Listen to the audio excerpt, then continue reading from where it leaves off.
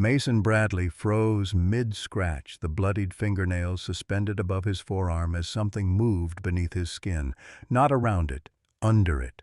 The exterminator's flashlight clattered to the hardwood floor. "Jesus Christ," Walter whispered, stumbling backward until his shoulders hit the wall, his weathered face drained of color. The movement rippled again, a pencil-thin ridge traveling up Mason's arm like a living thread seeking escape. Martha's trembling hand pressed against her mouth, those grandmother eyes that had seen 80 years of life's horrors, now wide with something fresh and primal. This wasn't happening in America, not in Portland, not to a software engineer whose biggest health concern had been his mother's cancer bills 6 months ago. "Don't move," Dr. Thompson commanded, her clinical detachment fracturing as she fumbled for her phone. "I'm calling someone. Now." What was living inside him? And how long had it been making his body its home? 6 months before the first bite appeared, Mason Bradley stood beside his mother's hospital bed, clutching her frail hand as the monitor flatlined. Elizabeth Bradley had fought stage 4 pancreatic cancer with the same quiet determination she'd applied to raising him alone after his father abandoned them when Mason was just 5. The persistent beep of the heart monitor gave way to the efficient movements of nurses who had seen this scene too many times to count. "She's at peace now," someone said. But peace was the last thing Mason felt in the months that followed. He inherited his mother's craftsman home in Portland's Selwood neighborhood, a charming 2-story with a wraparound porch that needed repairs he couldn't afford. The medical bills had depleted his savings and maxed out his credit cards.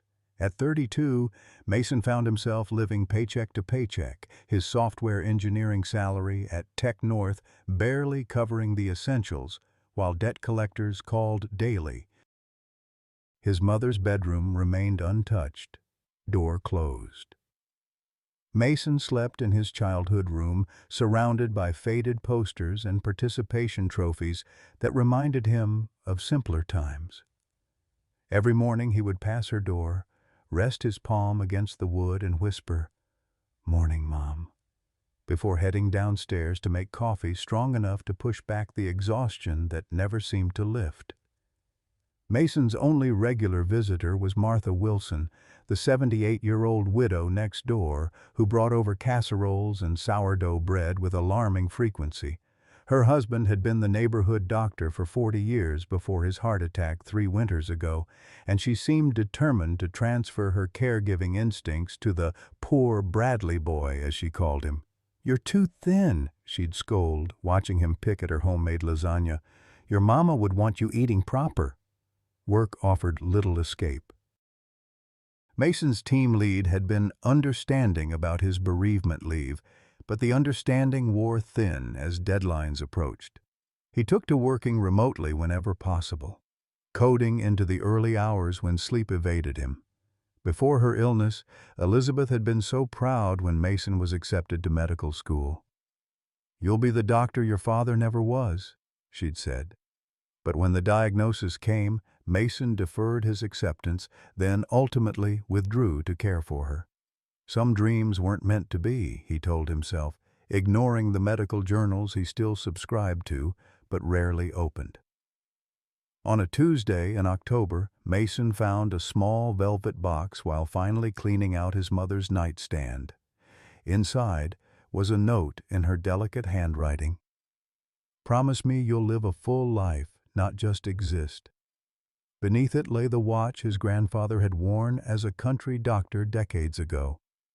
Mason slipped it on, the weight unfamiliar but somehow right against his wrist. He didn't know then that the watch would be keeping time on a nightmare that was about to begin. The first bite appeared on a Wednesday morning in late October. Mason noticed it while showering, a small red welt on his forearm that itched incessantly. He assumed it was a mosquito bite, though it seemed late in the season for them. By evening, 2 more had appeared on his neck. Probably just stress hives, he muttered to his reflection, applying a dab of hydrocortisone cream before logging in for his evening work session. But the next morning, 5 new welts had formed across his shoulders and chest. The itching was maddening, a persistent, burning sensation that made it difficult to concentrate on his code. During a video conference, he caught himself scratching so vigorously that his team lead paused mid-sentence. "You okay there, Mason? You look like you're wrestling with more than that database issue." "Fine," he lied, forcing his hands to remain still. "Just allergies." By the weekend, the welts had multiplied. Some were now surrounded by an angry red circle, and the itching had evolved into something more concerning, occasional sharp pains, as if something were pinching him from beneath the skin. Mason doubled his dosage of antihistamines and slathered himself with calamine lotion until his bathroom sink looked like it had been splattered with Pepto-Bismol. Nothing helped. Bedbugs, he decided after a frantic midnight Google session. The photos matched his symptoms, and the timing made sense. He'd recently purchased a second-hand bookshelf from a local estate sale to accommodate his mother's medical texts. He'd brought something unwelcome into his home. The next day, Mason attacked his bedroom with a methodical fury. He stripped the bed, washing everything in scalding water. He vacuumed every crevice, paying special attention to the mattress seams and baseboards. He purchased the strongest insecticide spray available without a license and saturated his bedroom until the chemical smell made his eyes water. Despite his efforts, he found no evidence of bedbugs, no rust-colored stains on the sheets, no shed skins or eggs in the mattress seams. Yet the bites continued to appear, always while he slept, always more numerous than the day before. His distraction at work deepened. During a critical code review, Mason missed 3 obvious security vulnerabilities, earning a private message from his manager. "We need to talk tomorrow, 9 a.m. That evening, the mail carrier delivered a small package with international postage stamps. The return address was Rio de Janeiro, Brazil. Inside was a handwritten note and a delicate silk scarf in vibrant shades of blue and green. "Dearest Elizabeth," the note read, "as promised, I'm sending the scarf from our expedition. I'm only sorry it took me so long to find it. I hope it brings you some comfort in your difficult time. Your friend always, Richard." Mason sat on the porch steps, the silk soft between his fingers, tears welling in his eyes. His mother had never mentioned a Richard or an expedition to Brazil. This small piece of her life, unknown to him, felt like both a gift and a reminder of how much of her was already fading from his memory. He placed the scarf on his mother's pillow that night, a small connection to her that comforted him despite the increasing discomfort of his mysterious ailment. Sleep came in fitful bursts, interrupted by itching so severe it woke him hourly. By morning, the bedside lamp was spattered with blood from where he'd scratched himself raw in his sleep. Martha appeared at his door with a basket of fresh muffins and a concerned expression. "Land sakes, child, you look like death warmed over," she exclaimed, setting down her baking and pressing a cool palm to his forehead. "You're burning up." "Just some bug bites," Mason mumbled, but Martha's eyes narrowed as she examined the welts on his neck. "Those aren't like any bug bites I've seen, and I've seen plenty in my day. My herald would have said to get those looked at proper." She opened her oversized purse and produced a small jar. "Meanwhile, try this. It's my grandmother's recipe, calendula and witch hazel. Used to use it on my boys when the mosquitoes got them." Mason accepted the jar with genuine gratitude. Martha's concern was the most human connection he'd felt in weeks. That evening, his manager's warning hanging over him, Mason received an email that momentarily pushed his physical discomfort aside. "Tech Vault, a prestigious firm known for its innovative healthcare software, was seeking a senior engineer with his exact qualifications. The salary was nearly double what he currently made, enough to start addressing his mountain of debt. The interview was scheduled for the following Wednesday, exactly 1 week away. For the first time in months, Mason felt a flicker of hope. Then he caught his reflection in the bathroom mirror. Sallow skin, dark circles under bloodshot eyes, and angry welts now climbing up his neck toward his jawline. No one would hire him looking like this. Desperate for answers, Mason set up his laptop camera to record his bed while he slept. He placed his mother's scarf on the nightstand, a talisman against whatever was happening to him, and fell into an uneasy sleep. The recording revealed nothing at first, just Mason tossing restlessly on sweat-dampened sheets. But at 3:17 a.m., something strange happened. The blanket over his legs rippled slightly, as if something were moving beneath it. Mason replayed the footage multiple times, increasing the brightness and contrast, but could detect no visible insect. Yet something had clearly moved. Thoroughly alarmed now, Mason called Apex Pest Solutions. Walter Phillips, a gray-haired exterminator with kind eyes and a no-nonsense demeanor, arrived that afternoon. "Been doing this 30 years, Walter said, as he methodically inspected Mason's bedroom. "If there's a bedbug in here, I'll find it." After 2 hours of meticulous examination, Walter sat heavily on Mason's living room sofa, perplexed. "I don't know what to tell you, son. There's no sign of bedbugs or any other insect infestation I recognize. No droppings, no casings, no eggs. But those bites—" He shook his head. "I'm going to leave some professional traps overnight.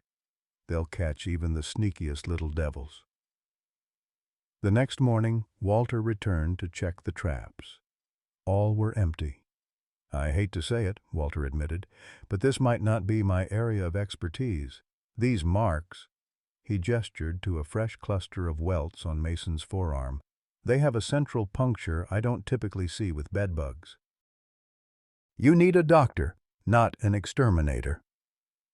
The earliest appointment Mason could get with a dermatologist was Friday, just 5 days before his interview at Tech Vault.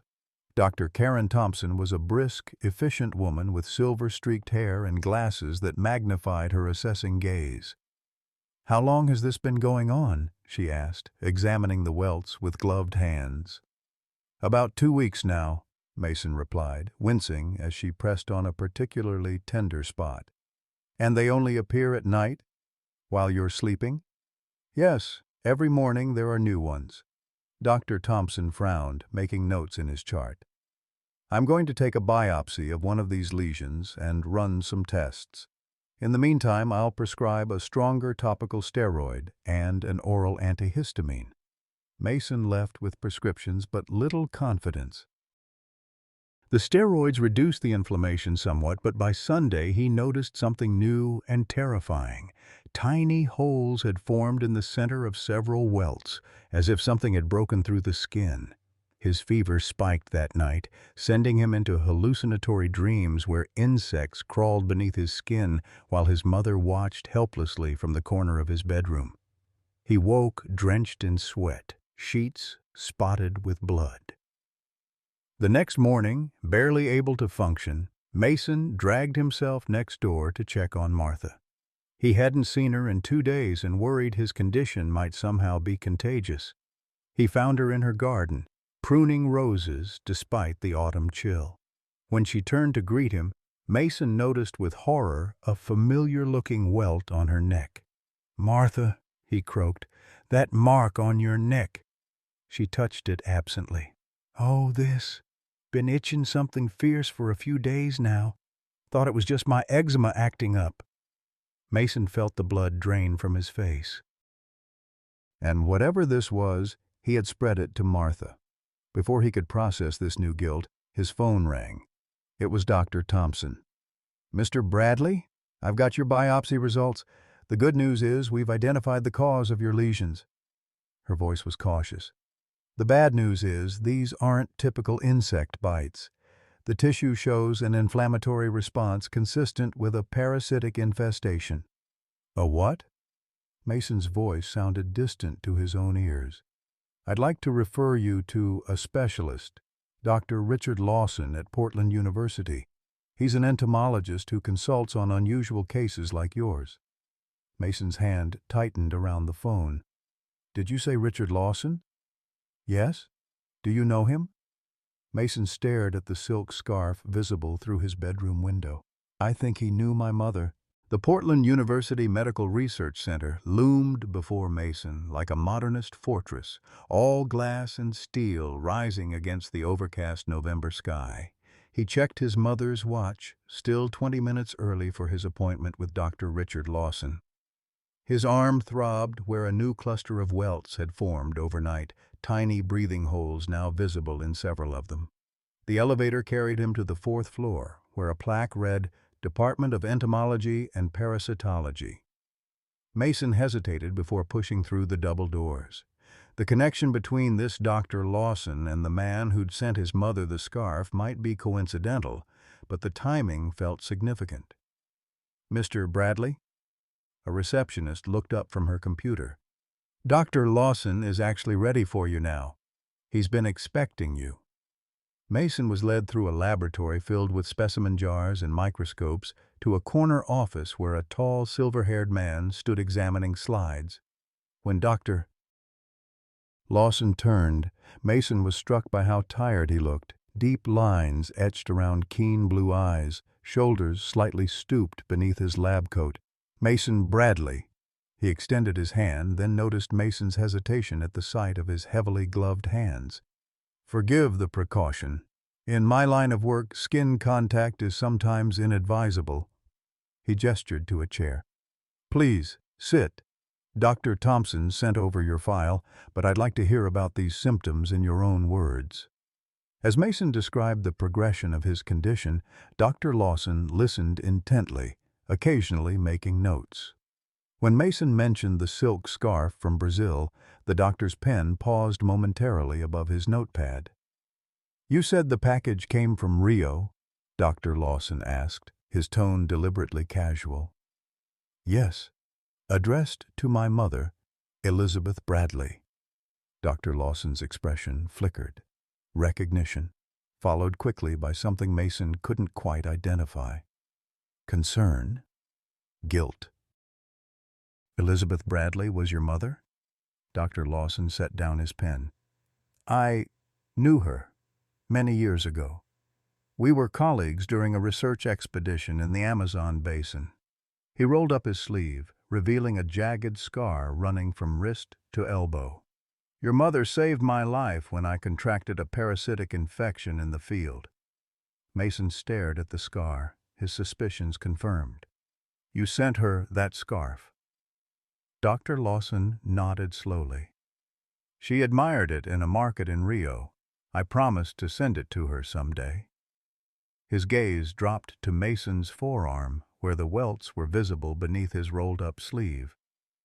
May I? With gentle pressure, Dr. Lawson examined the lesions, his expression growing increasingly troubled. How long after receiving the package did these first appear? About 3 days, I think. Dr. Lawson reached for a specialized magnifying lens on his desk. I need to look more closely. This might be uncomfortable. The lens hovered over Mason's skin, and Dr. Lawson's breath caught. There's movement under the epidermis, very slight but present. He sat back, removing his glasses to rub his eyes. Mr. Bradley, Mason, I believe you may have contracted a parasitic infection, possibly a type of myiasis. What's that? An infestation of fly larvae under the skin. The adult flies lay eggs which hatch and develop in the host tissue. Mason felt his stomach lurch. You're saying I have maggots inside me? A form of botfly larvae, if my suspicion is correct. But I'll need to conduct further tests.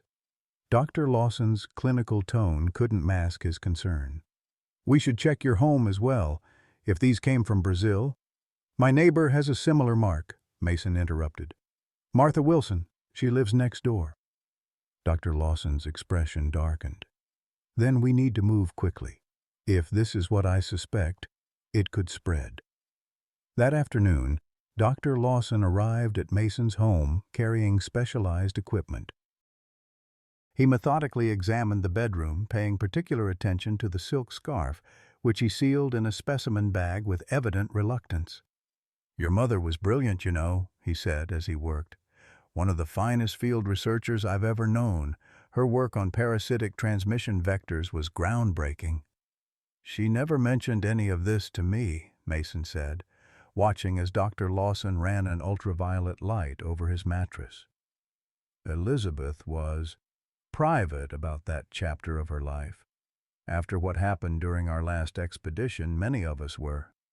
He paused, noticing something under the UV light. "There. See that fluorescence? Organic residue. Possibly egg casings." Dr. Lawson collected samples, his movements increasingly urgent. "I'm going to need to examine Martha as well, with her permission. Then I'd like both of you to come to my lab tomorrow morning. I'll have preliminary results by then." Before they left to check on Martha, Mason's phone rang. It was his manager. "Mason, I've been trying to reach you all day. The team can't proceed without your authentication module." The frustration in his voice was evident. "We have a release deadline Friday." "I'm dealing with a medical situation," Mason replied, watching as Dr. Lawson packed his samples. "Look, I understand you've been going through a tough time, but we've been accommodating for months now.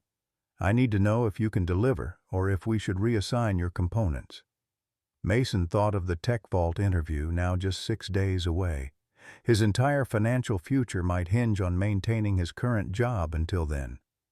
"I'll have it done by tomorrow," he promised, ignoring Dr. Lawson's concerned glance. After hanging up, they went next door. Martha opened her door wearing a high-necked sweater despite the warmth of her home. "Mason, dear, and who's your friend?" Her cheerful demeanor seemed forced, her normally rosy complexion ashen. "This is Dr. Lawson. He's helping me with my condition." Mason gently touched her arm. "Martha, I need to ask, are the marks getting worse?" Her smile faltered. "I was going to call you today. They're spreading something awful." She pulled down her collar to reveal multiple welts, some with the telltale breathing holes Mason now recognized. Dr. Lawson stepped forward. "Mrs. Wilson, I'm a parasitologist. I believe you and Mason may have contracted the same infection. Would you allow me to examine you?" Martha's examination confirmed Dr. Lawson's fears. She had at least 7 lesions in various stages of development across her neck and shoulders. "I've been feeling so tired," she admitted as Dr. Lawson collected samples. "Thought it was just my age catching up with me." "It's the parasites," Dr. Lawson explained gently. "They're drawing nutrients from your bloodstream." Before leaving, Mason helped Martha to bed, positioning her phone within easy reach. "Call me if you need anything day or night," he insisted. "Don't you worry about me." She patted his hand. "You look worse than I do, and I'm twice your age plus change." Her attempt at humor didn't mask the fear in her eyes. "What is this thing, Mason?" "Dr. Lawson is figuring that out. We'll know more tomorrow." That night, Mason forced himself to work despite his fever and discomfort. The authentication module was complex, requiring focus he could barely muster. Around midnight, he noticed something disturbing, a new sensation in the welts on his arm, not just itching or pain, but a distinct movement, like something wriggling beneath his skin. Fighting nausea, he continued coding until the project was complete, then collapsed into bed without even removing his shoes. His alarm woke him at 7 a.m. The sheets were spotted with blood, and to his horror, one of the lesions on his forearm had ruptured, leaving a small, oozing hole. Something had either entered or exited his body during the night. Shaking, Mason showered and dressed carefully in a long-sleeved shirt despite the unseasonal warmth. He checked on Martha before heading to Dr. Lawson's lab, finding her feverish but insistent she could manage on her own. At the university, Mason found not just Dr. Lawson waiting, but also a younger woman with copper-colored hair pulled back in a practical ponytail. "Mason, this is Dr. Sarah Mitchell," Dr. Lawson introduced. "She specializes in tropical diseases and parasitology." Dr. Mitchell's handshake was firm, her green eyes sharp with intelligence. "Dr. Lawson called me in when he identified the preliminary samples. I've worked with similar cases in Ecuador." "Similar cases to what exactly?" Mason asked. Dr. Lawson guided him to a microscope. "Look for yourself." Through the lens, Mason saw what appeared to be a tiny, segmented organism, translucent with a darker head region. It was curled into a C shape, disturbingly animate, even in death. "That," Dr. Lawson said gravely, "is a larva of Dermatobia hominis, the human botfly. It was in one of your lesions." "But there's something unusual about this specimen," Dr. Mitchell added. "It's more developed than it should be, given the timeline you've described, and the morphology is slightly different from typical Dermatobia larvae." Dr. Lawson nodded. "I believe we're dealing with a variant strain, one that develops more rapidly and may be able to complete its life cycle in a temperate climate, unlike the standard species." "How dangerous is this?" Mason asked, the movement under his skin suddenly feeling more threatening. "Typically, human botfly infestations are localized and, while unpleasant, not life-threatening," Dr. Mitchell explained. "But this variant seems more aggressive. The number of lesions you've developed in such a short time is concerning. And the spread to your neighbor suggests an unusual transmission vector," Dr. Lawson added. "Normally, these parasites don't transfer from person to person." "How did I get them?" Mason asked, though he already suspected the answer. Dr. Lawson's expression was grim. "The scarf. We found eggs embedded in the fibers, likely laid there before it was shipped. The warm environment of your home allowed them to hatch." "And Martha, how did she get infected? You mentioned she brings you food regularly? Visits your home?" Dr. Mitchell asked. "Adult flies may have emerged from your lesions while you slept. They would seek new hosts." The implication, that flies had emerged from his body and then attacked Martha, made Mason feel physically ill. "We need to begin treatment immediately," Dr. Lawson said. "For both of you. I've already contacted the CDC to report this variant strain. They're sending a team, but in the meantime we'll start with a combination of ivermectin and surgical extraction of the larvae." "Surgical extraction?" Mason repeated weakly. Dr. Mitchell's expression was sympathetic but firm. "The larvae have barbed structures that anchor them in the tissue. They can't simply be pulled out without risking serious damage. Each one needs to be carefully removed." Mason thought of his Tech Vault interview, now just 5 days away. "How long will recovery take?" The doctors exchanged glances. "That depends on how many larvae we find," Dr. Mitchell said carefully, "and whether we can prevent reinfestation." "Reinfestation?" "If adult flies have already emerged and laid eggs in your home, the cycle will continue," Dr. Lawson explained. "We'll need to thoroughly decontaminate your house, both houses." As the implications sank in, Mason's phone buzzed with an email notification. It was from Tech Vault, confirming his interview and requesting he prepare a presentation on secure healthcare data systems. The timing couldn't be worse. Yet this job represented his best chance at financial recovery, at fulfilling the promise he'd made to his mother to truly live, not just exist. "Let's start the treatment," he said, rolling up his sleeve. "But I need to be functional by next Wednesday." Dr. Mitchell began preparing a local anesthetic. We'll do our best, but Mason, your health has to come first. These parasites won't wait for a convenient time. As the needle pierced his skin, Mason tried not to think about the creatures living beneath it, or how they had traveled from Brazil to Portland inside his mother's final gift. The extraction process was both excruciating and nauseating. Despite the local anesthetic, Mason felt every incision Dr. Mitchell made over each lesion. Dr. Lawson stood nearby, collecting each extracted larva in a specimen jar while providing a running commentary that Mason wished he could unhear. "Extraordinary development on this one," he murmured, holding a wriggling, cream-colored organism up to the light. "Almost in the pupal stage already. The acceleration rate is unprecedented." "Perhaps we could discuss the scientific implications later, Richard," Dr. Mitchell suggested gently, noticing Mason's pallor. "Our patient is still conscious." By late afternoon, they had removed 15 larvae from various sites on Mason's arms, back, and torso. Each extraction left a small, open wound that Dr. Mitchell carefully cleaned and dressed. "That should be all of them for now," she said, removing her gloves. "But there may be eggs or early-stage larvae we can't yet detect. You'll need to start oral ivermectin immediately and return tomorrow for another examination." Mason glanced at the collection of specimen jars, each containing a writhing parasite that had been living inside him. "What about Martha? She's nearly 80. Can she handle this procedure?" "I've arranged for an ambulance to transport her to Portland Memorial," Dr. Lawson said.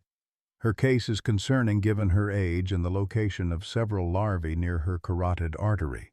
She'll receive treatment there under Dr. Winter's supervision." Guilt washed over Mason. "This is my fault. If I hadn't brought that scarf into my home—" "You couldn't have known," Dr. Mitchell interrupted, her green eyes softening. "Focus on your recovery now. We've contacted a specialized cleaning service to begin decontamination of both houses today." As they prepared to leave, Mason's phone rang.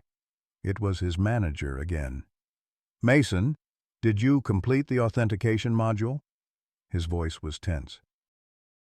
"I sent it at 3 a.m., Mason replied, wincing as he shrugged into his jacket. "Check your email." "I did. It's not there." Mason froze.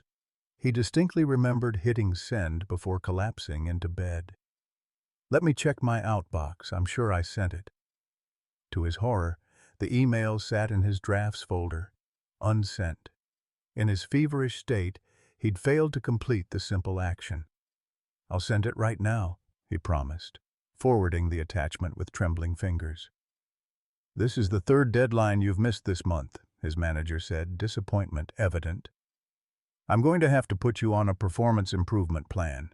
We'll discuss the details when you're back in the office." Mason ended the call, a new kind of dread settling over him. A performance improvement plan was often the first step toward termination, a paper trail to justify firing an employee. With his mounting medical bills and mortgage payments, losing his job now would be catastrophic. "Bad news, Doctor?" Mitchell asked, handing him a prescription for ivermectin. "Just work complications," Mason said, not wanting to add his employment troubles to the growing list of concerns. "I should get home and check on the decontamination team." When Mason arrived home, he found a crew in hazmat suits already at work. The team leader, a no-nonsense woman named Valerie, briefed him on their process. "We're using a combination of heat treatment and specialized insecticides," she explained. "All textiles will be treated at 120 degrees Fahrenheit to kill any eggs or larvae. We'll need to remove some items for more intensive decontamination." Mason watched as they sealed his mother's bedroom with plastic sheeting. "How long will this take?" "For initial decontamination, about 48 hours, but we recommend follow-up treatments weekly for the next month." Valerie's expression was sympathetic beneath her protective face shield. "You'll need alternative accommodation during the process." The chemicals we're using aren't safe for occupancy. Another expense he couldn't afford. Mason nodded numbly, gathering essential items into a duffel bag. As he packed, he noticed fresh welts forming on his wrist, tiny red bumps that hadn't been there during the extraction procedure. Before he could process this alarming development, his phone rang again. This time, it was Portland Memorial Hospital. "Mr. Bradley, this is Dr. Victoria Winters. I'm treating Martha Wilson. She's asking for you." 20 minutes later, Mason stood beside Martha's hospital bed, trying to mask his shock at her appearance. The vibrant, strong-willed woman who baked sourdough bread and tended roses now looked frail and diminished against the white sheets. Bandages covered multiple extraction sites on her neck and chest. "There's my boy," she said, her voice weaker than he'd ever heard it. "Don't you look at me like I'm at death's door." "It'll take more than some foreign bugs to put me under." Mason took her hand, careful to avoid the IV line. "Martha, I'm so sorry. This is all because of me." "Nonsense," she scoffed. "Been around long enough to know when something's nobody's fault. Your Dr. Lawson explained everything." Her expression softened. "He told me about your mother, too.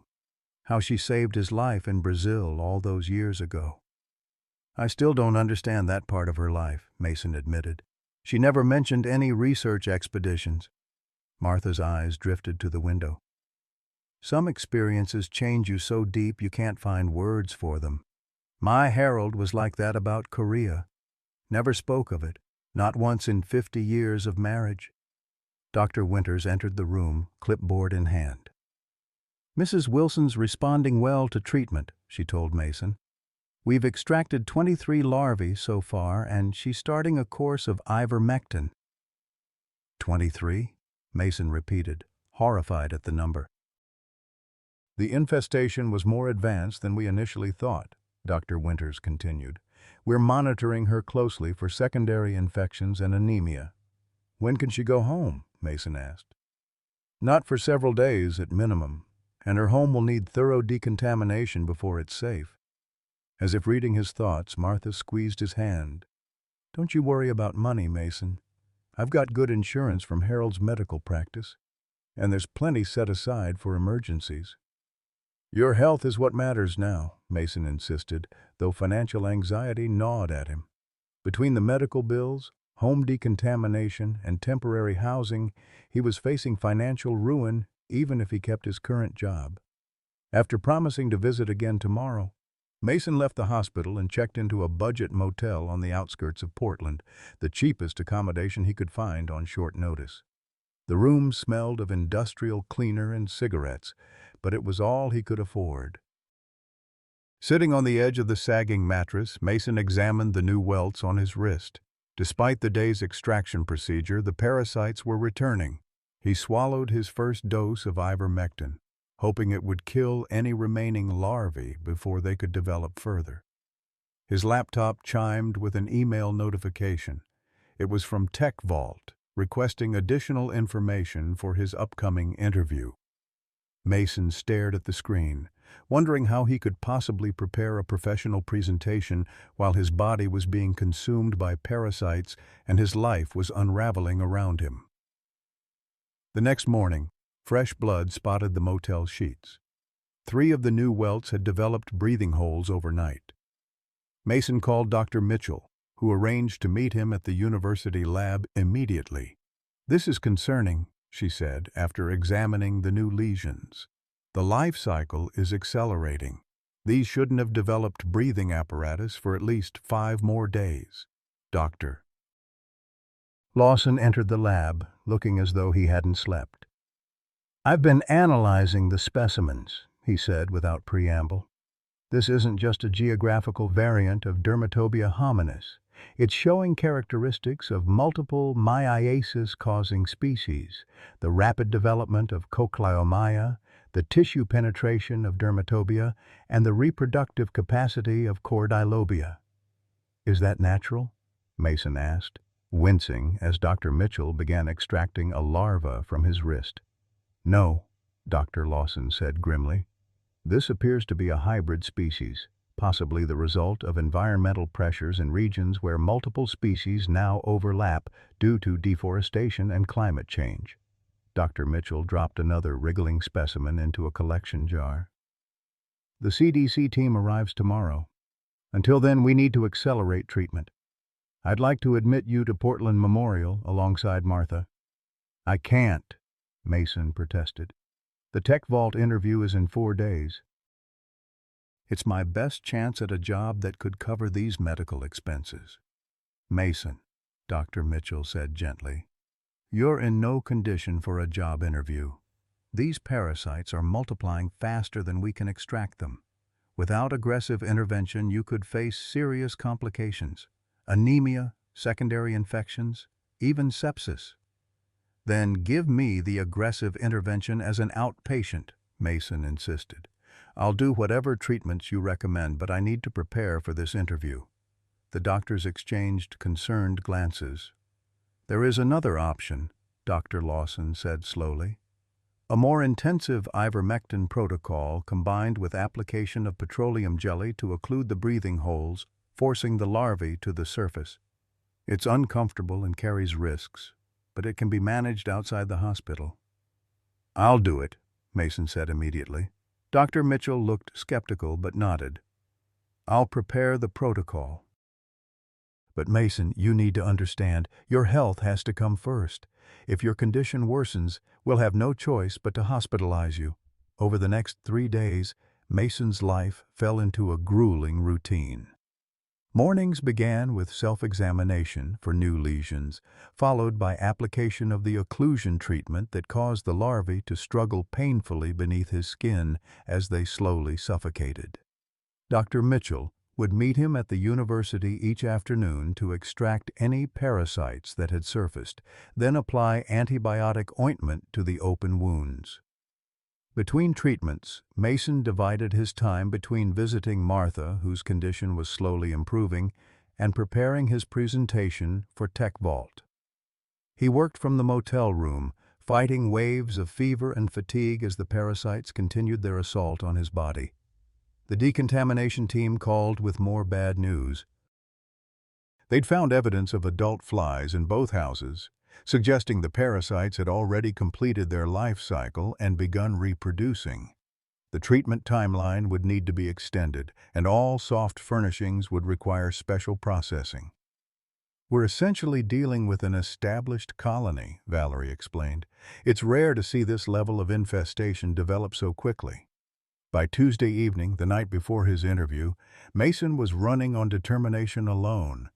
The ivermectin had reduced new lesions, but he still had multiple active sites across his body. His fever hovered around 100 degrees, and the constant pain made concentration nearly impossible. Dr. Mitchell arrived at the motel with a final treatment before his interview. She'd been making house calls, or rather motel calls, for the past 2 days, her concern extending beyond professional obligation. The CDC team arrived this morning, she told him as she carefully extracted a larva from his shoulder. They're fascinated by the hybrid species. Dr. Lawson is in his element, showing them all his research. How's Martha? Mason asked, gritting his teeth against the pain. Improving. Her latest blood work shows the anemia is resolving. Sarah placed a fresh bandage over the extraction site. She's quite a woman, more concerned about you than herself. She reminds me of my mother, Mason admitted. Strong, selfless. Sarah finished the treatment and sat beside him on the edge of the bed. Mason, about tomorrow. Are you sure you want to go through with this interview? Your fever is still elevated, and these extraction sites need time to heal. I don't have a choice, he said, gesturing to the stack of medical bills on the nightstand. My current job is hanging by a thread, and Tech Vault offers full medical benefits from day one. Without that, I don't know how I'll cover all this. Sarah was quiet for a moment. I understand financial pressure. My student loans from medical school could buy a small house. She hesitated, then added, If you're determined to do this, at least let me help you prepare. Two minds are better than one, especially when one of them isn't hosting parasites. For the next few hours, they worked on his presentation together. Sarah's insights on healthcare data security, gleaned from her hospital work, added valuable perspective. As they worked, Mason found himself drawing strength from her presence. For the first time since his mother's death, he didn't feel completely alone.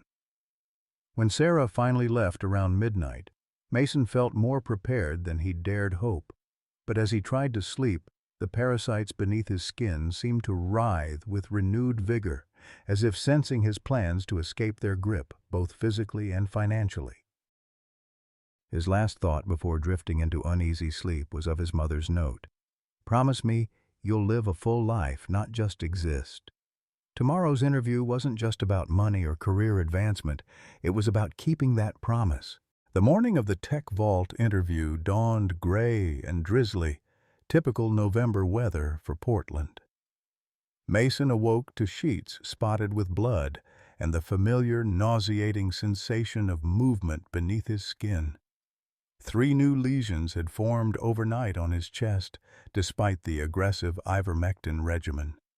In the motel bathroom mirror, Mason barely recognized himself. His face was gaunt, eyes bloodshot and underscored by dark circles. The collar of his dress shirt concealed most of the bandages on his neck, but nothing could hide his sickly pallor or the slight tremor in his hands as he knotted his tie. "You can do this," he told his reflection, swallowing another dose of ivermectin with a handful of extra-strength acetaminophen. 4 hours. Just hold it together for 4 hours.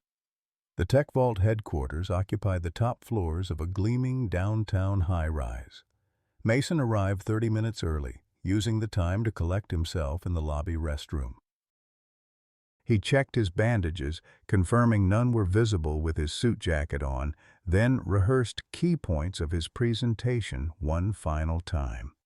At precisely 10 a.m., a sleek elevator carried him to the 37th floor, where a receptionist greeted him with professional warmth. "Mr. Bradley, the team is ready for you in the Hawthorne conference room." Mason followed her through an open workspace filled with developers hunched over multiple monitors. The environment radiated exactly what he needed: stability, professionalism, healthcare benefits. He straightened his shoulders, despite the burning pain from a particularly active lesion near his shoulder blade. The interview panel consisted of 4 people: the CTO, the security director, a senior engineer, and a human resources representative. They welcomed him cordially, and for the first 20 minutes, the interview progressed normally.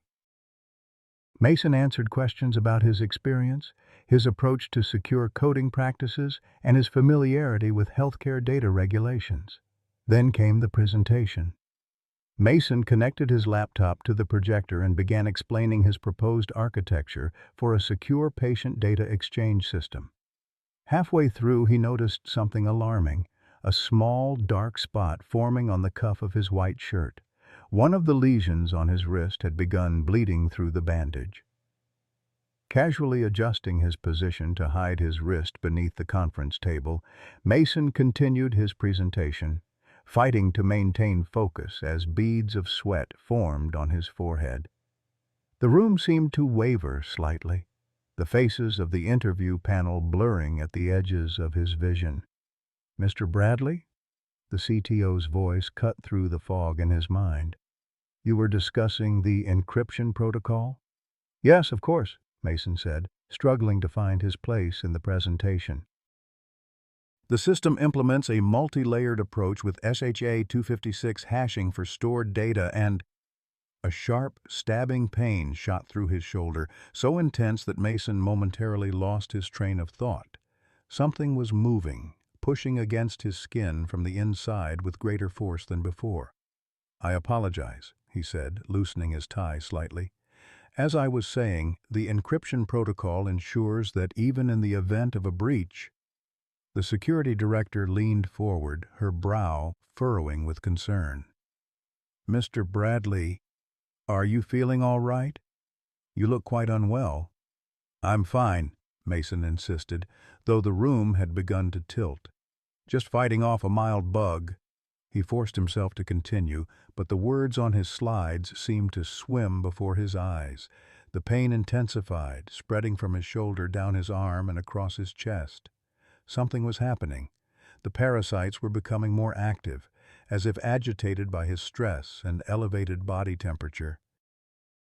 When he reached for his water glass, Mason noticed with horror that the blood spot on his cuff had grown to the size of a quarter.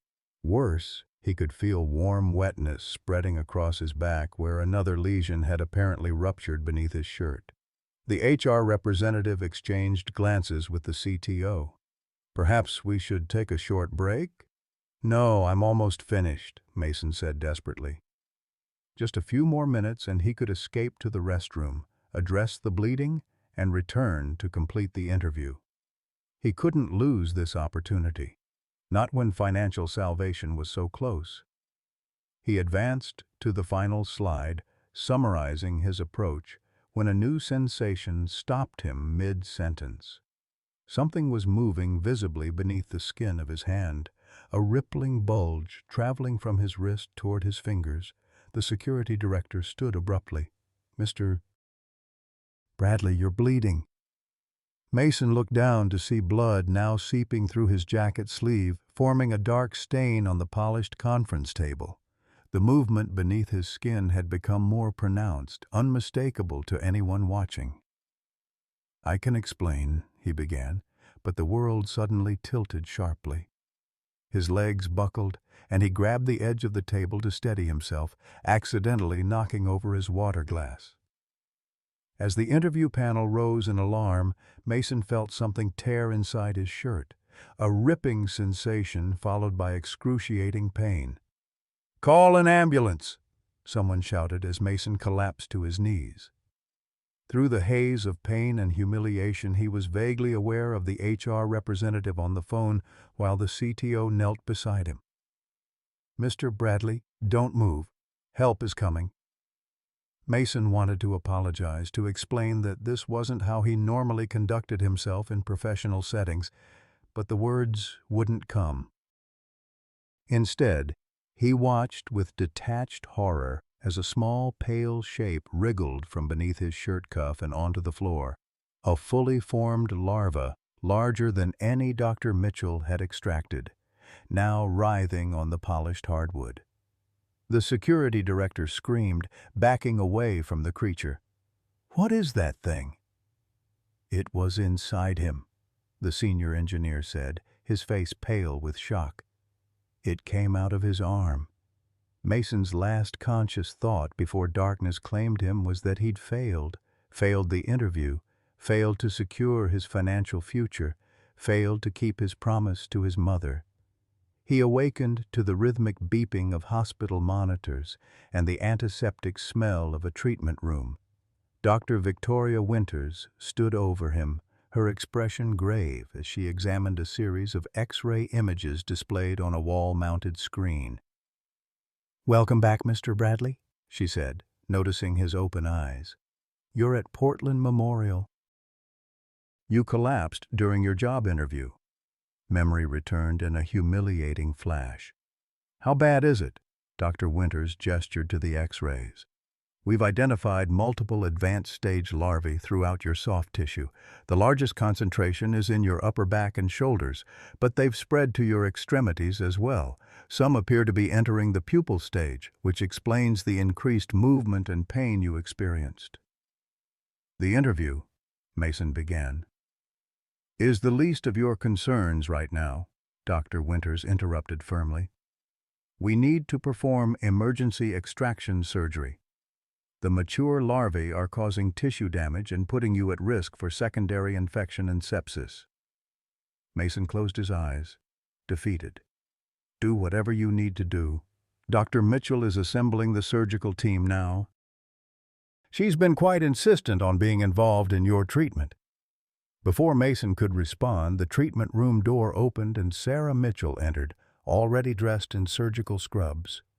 Her expression softened when she saw Mason conscious. "You gave us quite a scare," she said, approaching his bedside. "The Tech Vault HR director called me. Apparently you had my business card in your wallet as an emergency contact." "I'm sorry," Mason said, embarrassment washing over him. That must have been a disturbing call to receive. Actually, she was remarkably composed. Said something about having worked in healthcare software long enough to have seen medical emergencies before. Sarah checked his IV line. She also mentioned they were impressed by your determination.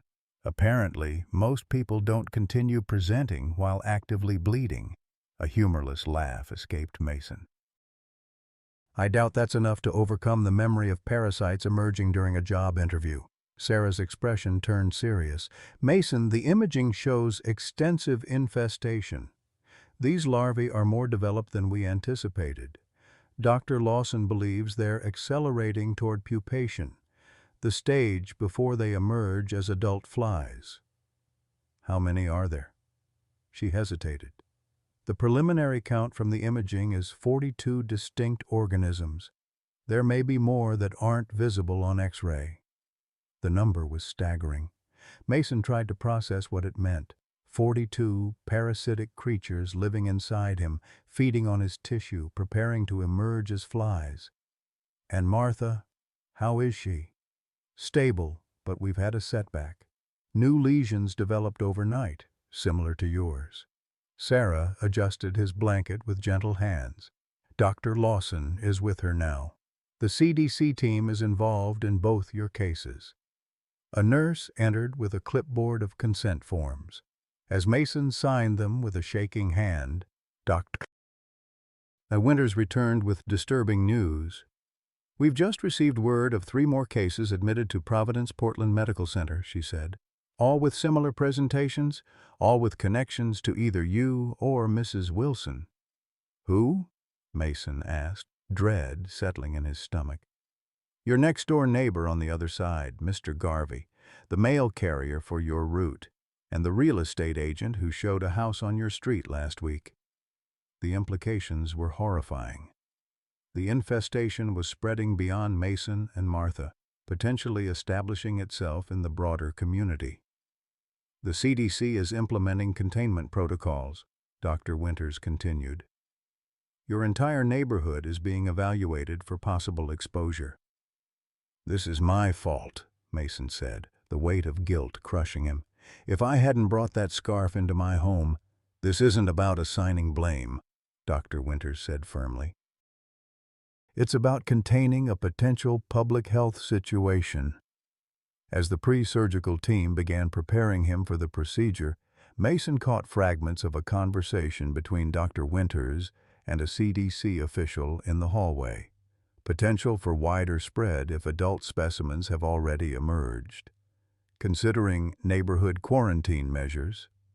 Media inquiries already coming in. The gravity of the situation was becoming clear.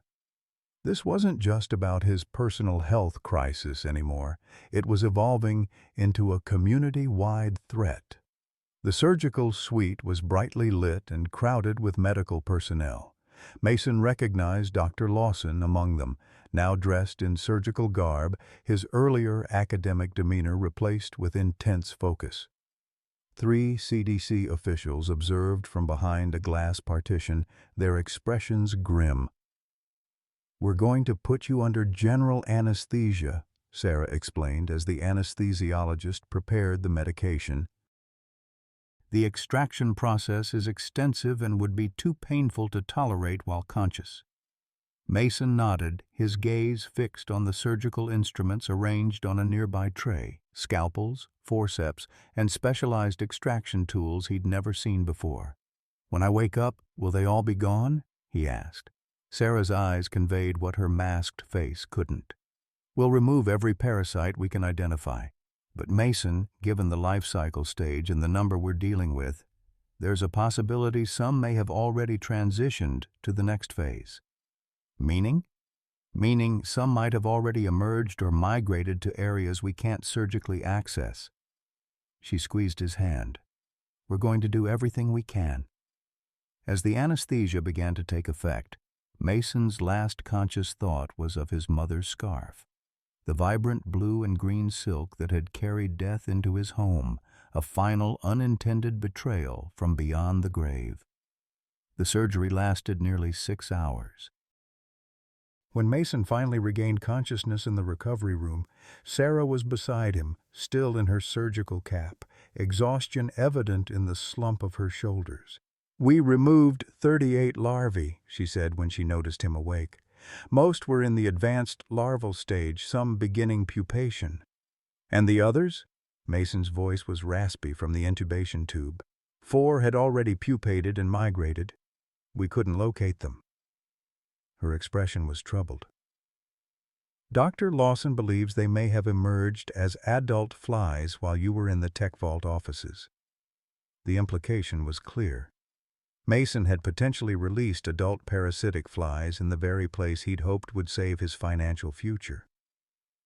"The CDC has already dispatched a team there," Sarah continued, anticipating his concern.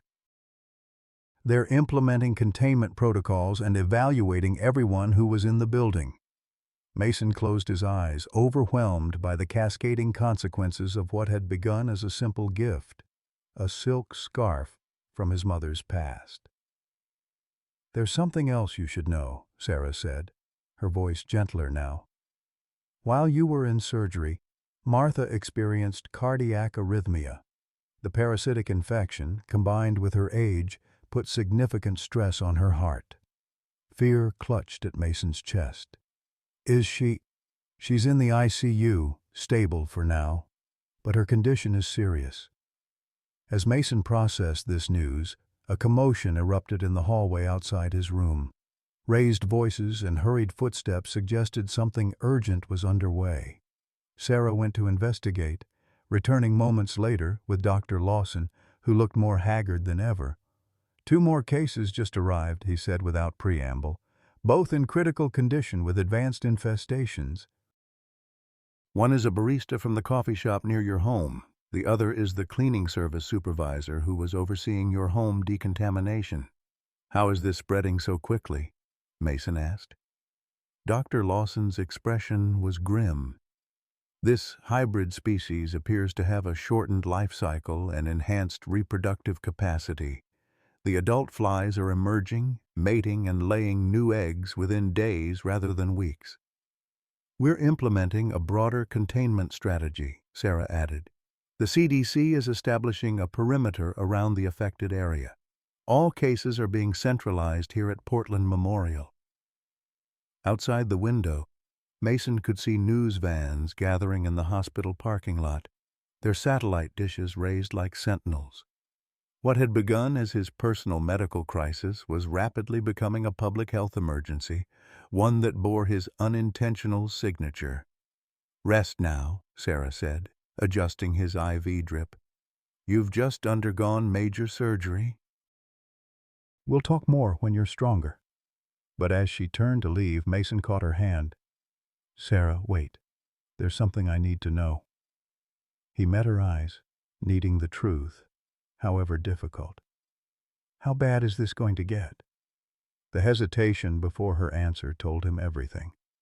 "We don't know yet, but the CDC is treating it as a potential epidemic situation."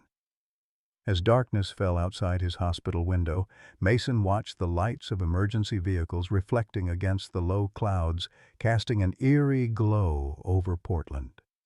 In beds throughout the hospital, others now shared his nightmare, the horrible intimacy of hosting creatures that fed on living tissue, the visceral violation of bodily autonomy. And somewhere in the city, adult flies born from his flesh were continuing the cycle, seeking new hosts, laying eggs that would hatch into hungry larvae, all because of a beautiful silk scarf, a final gift from a mother to her son, carrying death in its delicate fibers. Mason's hospital room became his world for the next 3 days. Through the window, he watched Portland transform under the weight of the growing crisis. CDC vehicles formed a visible presence around the hospital, News helicopters hovered in the distance, capturing footage for the national broadcasts that now featured his neighborhood as the epicenter of an emerging parasitic outbreak. The medical staff moved through the corridors with increasing urgency. More patients arrived hourly, neighbors, service workers, even the mail carrier who had delivered the fateful package from Brazil. Each new admission deepened Mason's guilt, a crushing weight that the pain medication couldn't touch. On the second day after his surgery, Dr. Winters entered his room with a tablet displaying his latest test results. "The extraction sites are healing well," she said, her clinical tone belied by the dark circles under her eyes. "No signs of new larval development. The ivermectin appears to be preventing reinfestation." "And the others?" Mason asked. "Martha?" Dr. Winters' expression softened slightly. "Mrs. Wilson remains in critical but stable condition. Her cardiac function has improved, but her age complicates recovery." "Can I see her?" "Not yet. You're still at risk for secondary infection, and her immune system is compromised." She made a note in his chart. "However, there is someone who wants to see you. The CDC's lead epidemiologist, Dr. Hargrove." Minutes later, a stern-faced woman in her 50s entered, accompanied by Dr. Lawson. Dr. Eleanor Hargrove carried herself with the composed authority of someone accustomed to managing crises, but even she couldn't fully mask her concern. "Mr. Bradley," she began, "I understand you've been through a traumatic experience, but we need your help in establishing a complete timeline for this outbreak." For the next hour, Mason recounted everything, receiving the package from Brazil, first noticing the bites, his interactions with Martha, the progression of symptoms, and finally, the catastrophic interview at Tech Vault. Dr. Hargrove listened intently, occasionally exchanging glances with Dr. Lawson. When Mason finished, she nodded grimly. "We've identified 28 cases so far, all traceable to exposure chains originating from either your home or Mrs. Wilson's. The containment perimeter now encompasses a 12-block radius." "How many people live in that area?" Mason asked, dreading the answer. "Approximately 1,500, Dr. Hargrove replied. "We're conducting door-to-door screenings and distributing preventative ivermectin." The number staggered Mason. 1,500 people potentially exposed because of the scarf he'd brought into his home. "The media is requesting interviews," Dr. Hargrove continued. "Your name hasn't been released officially, but there's speculation about patient 0. I should warn you that some reports are taking a sensationalist approach." Mason's phone, charging on the bedside table, had been buzzing regularly with notifications. He hadn't had the courage to check it yet. "What are they saying?" he asked. Dr. Hargrove's hesitation was answer enough. "The focus should be on containment and treatment, not assigning blame." After she left, Mason finally picked up his phone. The notifications were overwhelming: missed calls, texts, emails, and news alerts. Steeling himself, he opened a local news site. The headline made his stomach drop. "Tropical parasite outbreak traced to imported goods, dozens infected." The article mentioned an unnamed patient who had received a package from Brazil containing contaminated textiles. There was speculation about inadequate customs screening and calls for stricter importation regulations. Comments beneath the article ranged from sympathy to outrage, with some demanding accountability from whoever had introduced the parasites to Portland. Mason was scrolling through the comments when Sarah entered, carrying a tray with his evening medication. "You shouldn't be reading that," she said, gently taking the phone from his hand. "It won't help your recovery." "They have a right to be angry," Mason said. "This is my fault. This is the fault of a parasitic species that evolved to exploit human hosts," Sarah countered firmly. "You didn't knowingly endanger anyone. Tell that to Martha, to the cleaning crew, to everyone who's suffering because I brought that scarf into my home." Sarah sat on the edge of his bed, her expression softening. "Mason, do you know why I became a parasitologist?" He shook his head. "My father was a missionary doctor in rural Ecuador. When I was 12, he contracted myiasis from a botfly larva in his scalp. I watched him suffer for weeks before proper treatment was available." She adjusted his IV with practiced hands. "The experience taught me that blame is useless in medicine. What matters is understanding, treatment, and prevention." Her words offered little comfort against the tide of guilt. "Martha might die because of me." "Martha might die because she's 78 with a pre-existing heart condition, fighting a parasitic infection that would challenge a person half her age," Sarah corrected. "If you need someone to blame, blame the parasite, or blame the deforestation that's pushing these species into new environments. But blaming yourself won't help anyone, least of all Martha." Before Mason could respond, his phone rang with an unfamiliar number. Sarah checked the screen. "It's Tech Vault," she said, surprised. "Their HR director." Mason stared at the phone, remembering the horror on the interview panel's faces as the parasite emerged from his skin. "I can't talk to them." "It might be important," Sarah encouraged. "Legal issues, perhaps?" Reluctantly, Mason answered. To his shock, the HR director's voice was warm and concerned. "Mr. Bradley, this is Jennifer Hayes from Tech Vault. I'm calling to check on your condition. The hospital wouldn't provide details, but we've been quite worried." "I'm recovering," Mason managed, unsure what else to say. How did one make small talk after bleeding parasites onto a potential employer's conference table? "I'm glad to hear that," Jennifer replied.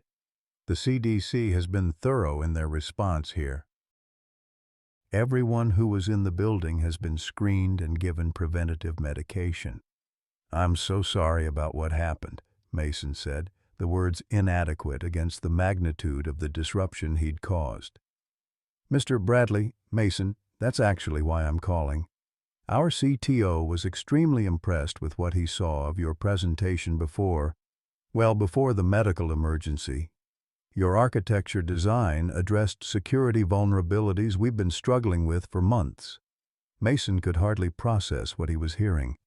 "You're not calling about liability claims?" Jennifer laughed softly. "No, nothing like that. We're calling because once you've recovered, we'd like to offer you a position with our team." "After what happened?" Mason couldn't hide his disbelief. "We develop software for medical facilities worldwide. If anything, this situation has demonstrated your commitment even under extraordinary circumstances." Her voice turned sympathetic. "The CDC explained the basics of your condition. Anyone who can complete half a technical presentation while fighting a parasitic infection has exactly the kind of determination we value." It was surreal. A professional lifeline extended from the very place where his humiliation had been most complete. The salary and benefits would solve his financial crisis, allow him to pay his medical bills and Martha's, save his mother's house. "I don't know what to say," Mason admitted. "You don't need to decide now," Jennifer assured him. "Focus on your recovery. The offer will be waiting when you're ready." After hanging up, Mason sat in stunned silence while Sarah squeezed his hand, genuine happiness for him evident in her smile. "That's wonderful news," she said, "a silver lining in all this." But the moment of hope was short-lived. Dr. Winters burst into the room, her usual composed demeanor shattered. "Mason, I need to speak with you urgently." "It's about Martha." The bottom dropped out of Mason's world. She's experienced cardiac arrest. We were able to resuscitate her, but she's now on a ventilator in critical condition." Dr. Winter's expression was grave. "Given her age and the stress of the infection, her prognosis is guarded."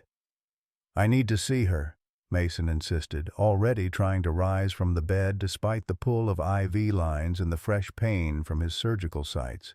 "That's not possible right now," Dr. Winters said firmly. She's in isolation in the ICU, and you're still recovering from major surgery yourself. She has no family, Mason argued, desperation rising. No one should be alone like that. She's not alone, Dr. Winters assured him. Our staff is with her constantly, and she's been asking about you, concerned about your recovery, even in her condition. The thought of Martha, frail and intubated, still worrying about him rather than herself, broke something in Mason. Tears he'd been holding back since his mother's death finally came, a flood of grief and guilt that left him gasping. Sarah stayed with him, her presence a silent anchor as he weathered the emotional storm. When he could finally speak again, his voice was raw but determined. I need to talk to her, even if I can't see her. Can you set up a phone or something? Dr. Winters considered this. I can arrange a video call to her room. She's sedated, but may be able to hear you. An hour later, Mason stared at a tablet screen showing Martha's ICU room. The woman who had brought him sourdough bread and gardening advice now lay surrounded by medical equipment, a ventilator breathing for her, monitors tracking her failing vital signs. A nurse held the tablet where Martha might see it if she opened her eyes. Martha, it's Mason, he said, fighting to keep his voice steady. The doctors say you can hear me, so I wanted to tell you I'm getting better. The parasites are gone. He paused, searching for words. And I got the job, Martha, the one I told you about, with benefits that will cover everything, your bills too. On screen, Martha remained motionless except for the mechanical rise and fall of her chest. Remember when you said your Harold set aside money for emergencies? Well, this job is my Harold. It's going to help me take care of you, just like you've been taking care of me. Mason wiped tears from his face. So, you need to hang on, okay? I'm going to pay back every casserole, every piece of advice. We're going to sit on your porch this spring and watch your roses bloom. The nurse on screen gently touched Martha's hand. Her pulse rate changed when you started talking, she said. She hears you. Mason talked for 20 more minutes about his mother, about the job offer, about his plans to finally use the medical school textbooks gathering dust in his childhood bedroom. He talked until his voice grew hoarse, hoping some part of Martha could hear him and find the strength to keep fighting. When the call ended, Mason felt hollowed out, physically and emotionally drained. The unfairness of it all was staggering. Martha suffering because of a gift meant for his mother, a connection to a past he hadn't even known existed. Later that evening, Dr. Lawson visited, looking more haggard than ever. He stood awkwardly at the foot of Mason's bed, hands clasped behind his back. The CDC team has completed genetic sequencing of the parasite, he said. It's definitively a hybrid species, previously undocumented. He hesitated. They're proposing to name it after your mother, Dermatobia elizabethae. Her work in parasitology apparently laid the groundwork for understanding how these hybrid species develop. The revelation struck Mason like a physical blow. My mother was a parasitologist? Dr. Lawson looked genuinely surprised. You didn't know. And Elizabeth Bradley was a pioneer in tropical disease vector research. Our expedition to Brazil was studying emerging parasitic adaptations to climate change. She never told me, Mason said, his voice hollow. I knew she worked in medical research before I was born, but she never mentioned Brazil or parasitology. Dr. Lawson's expression clouded. After what happened on our last expedition, many of us changed career paths. Your mother left field research entirely. What happened?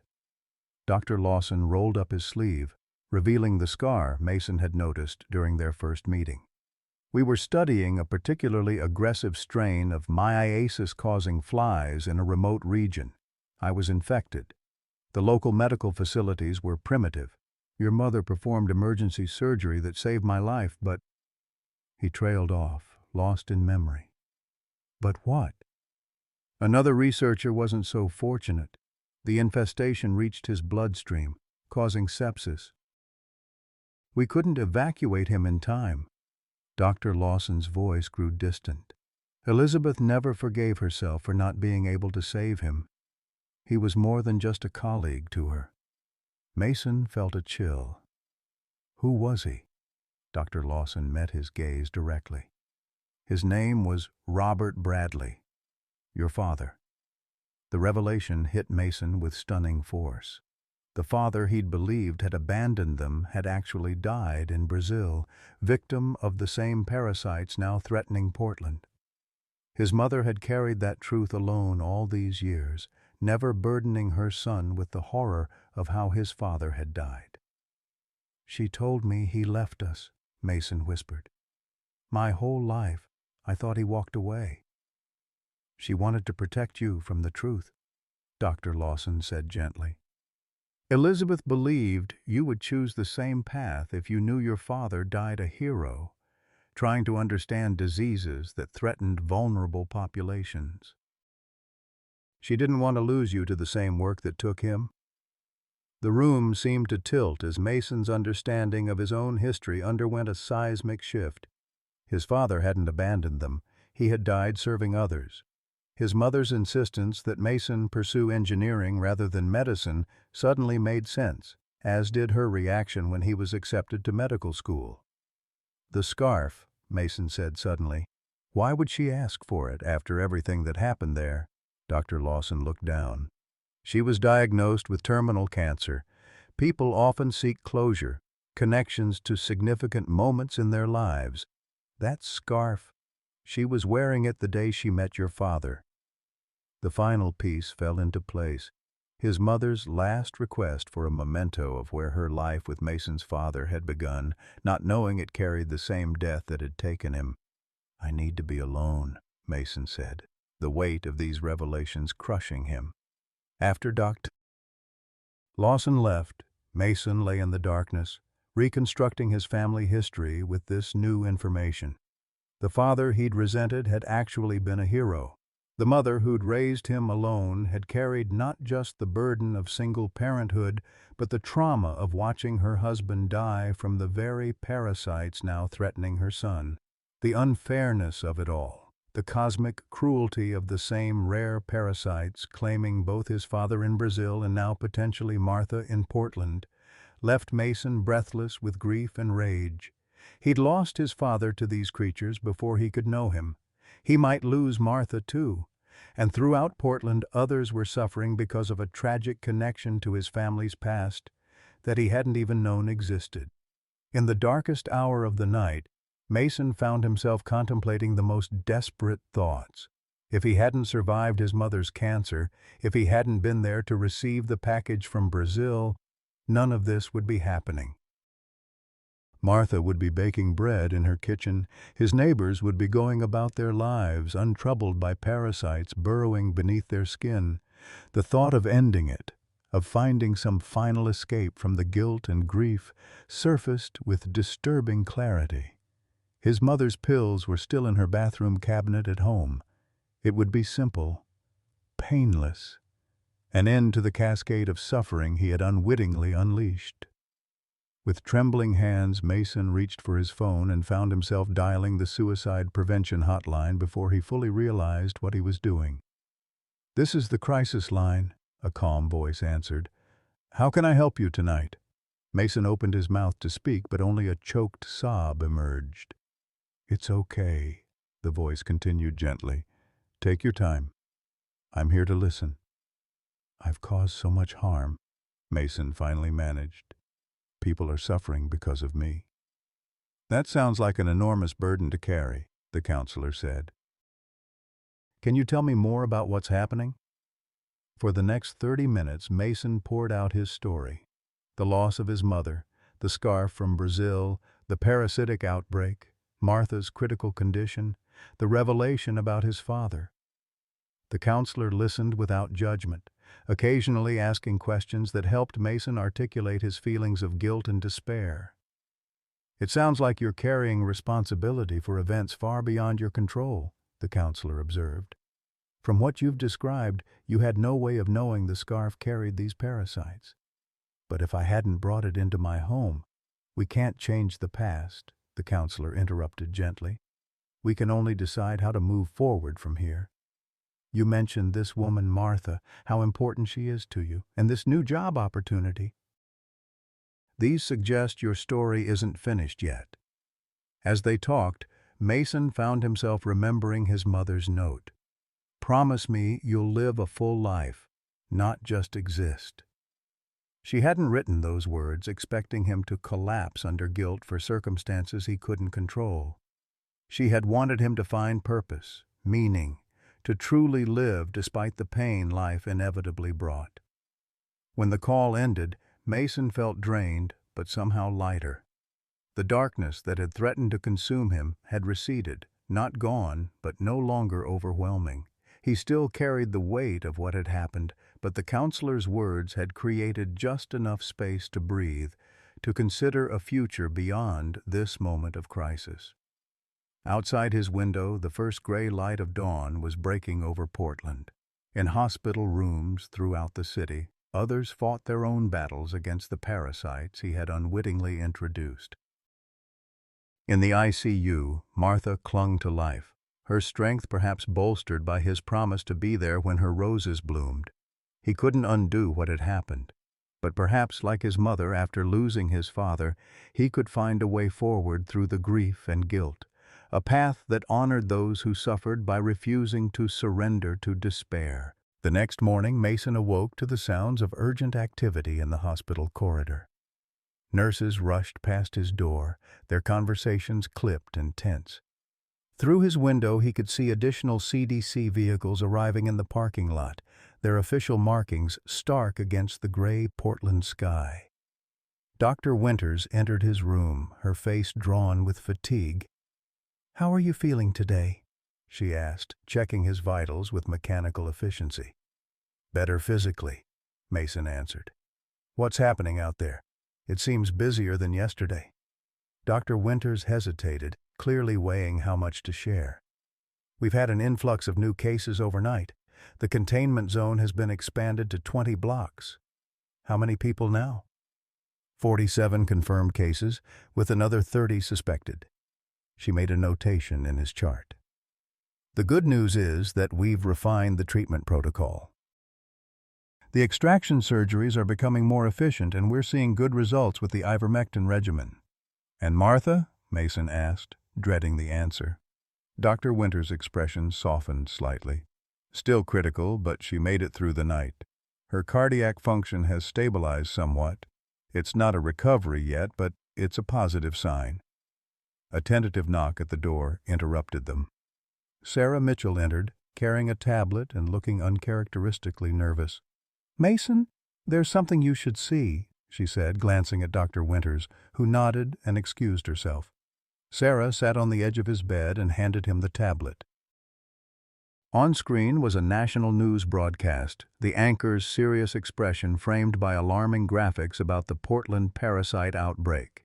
The CDC has confirmed that the parasitic fly species responsible for the growing outbreak in Portland, Oregon, is a previously undocumented hybrid, now named Dermatobia elizabethae, the anchor was saying. Sources close to the investigation reveal the parasite entered the country via a package from Brazil containing contaminated textiles. The broadcast cut to footage of Mason's neighborhood, now cordoned off with yellow CDC tape. Residents in masks were being interviewed, their expressions ranging from concerned to outright frightened. "The index case has not been officially identified," the anchor continued. "But rumors are circulating about a local software engineer who collapsed during a job interview when parasites visibly emerged from his body." Mason felt the blood drain from his face. Though they hadn't named him, anyone who knew him would make the connection immediately. "There's more," Sarah said quietly, taking the tablet and switching to another news site. This one featured an interview with a Tech Vault employee whose face was blurred, but whose voice was unmistakably that of the security director from Mason's interview panel. "It was the most horrifying thing I've ever seen," she was saying. "This creature just emerged from under his skin right there in our conference room. We had no idea we were being exposed to a dangerous parasite." Sarah turned off the tablet. "I'm sorry, Mason.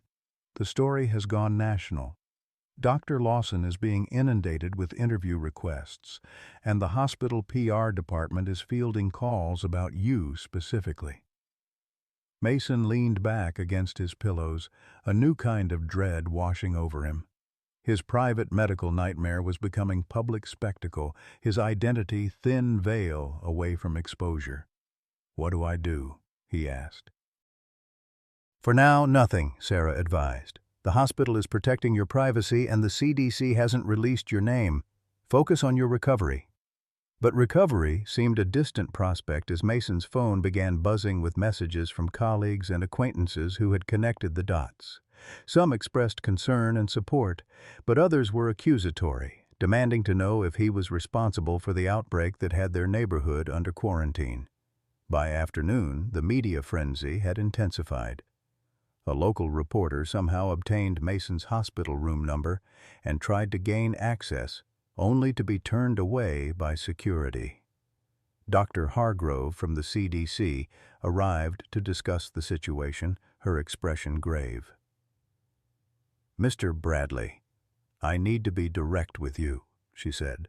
"The public narrative around this outbreak is becoming problematic. There's a growing sentiment that someone should be held accountable." "Are you saying I could face legal consequences?" Mason asked, the possibility adding a new dimension to his anxiety. "Not from the CDC," Dr. Hargrove clarified. "Our concern is public health, not assigning blame, but there's talk of class action lawsuits from affected residents, and some politicians are calling for investigations into how the parasites entered the country."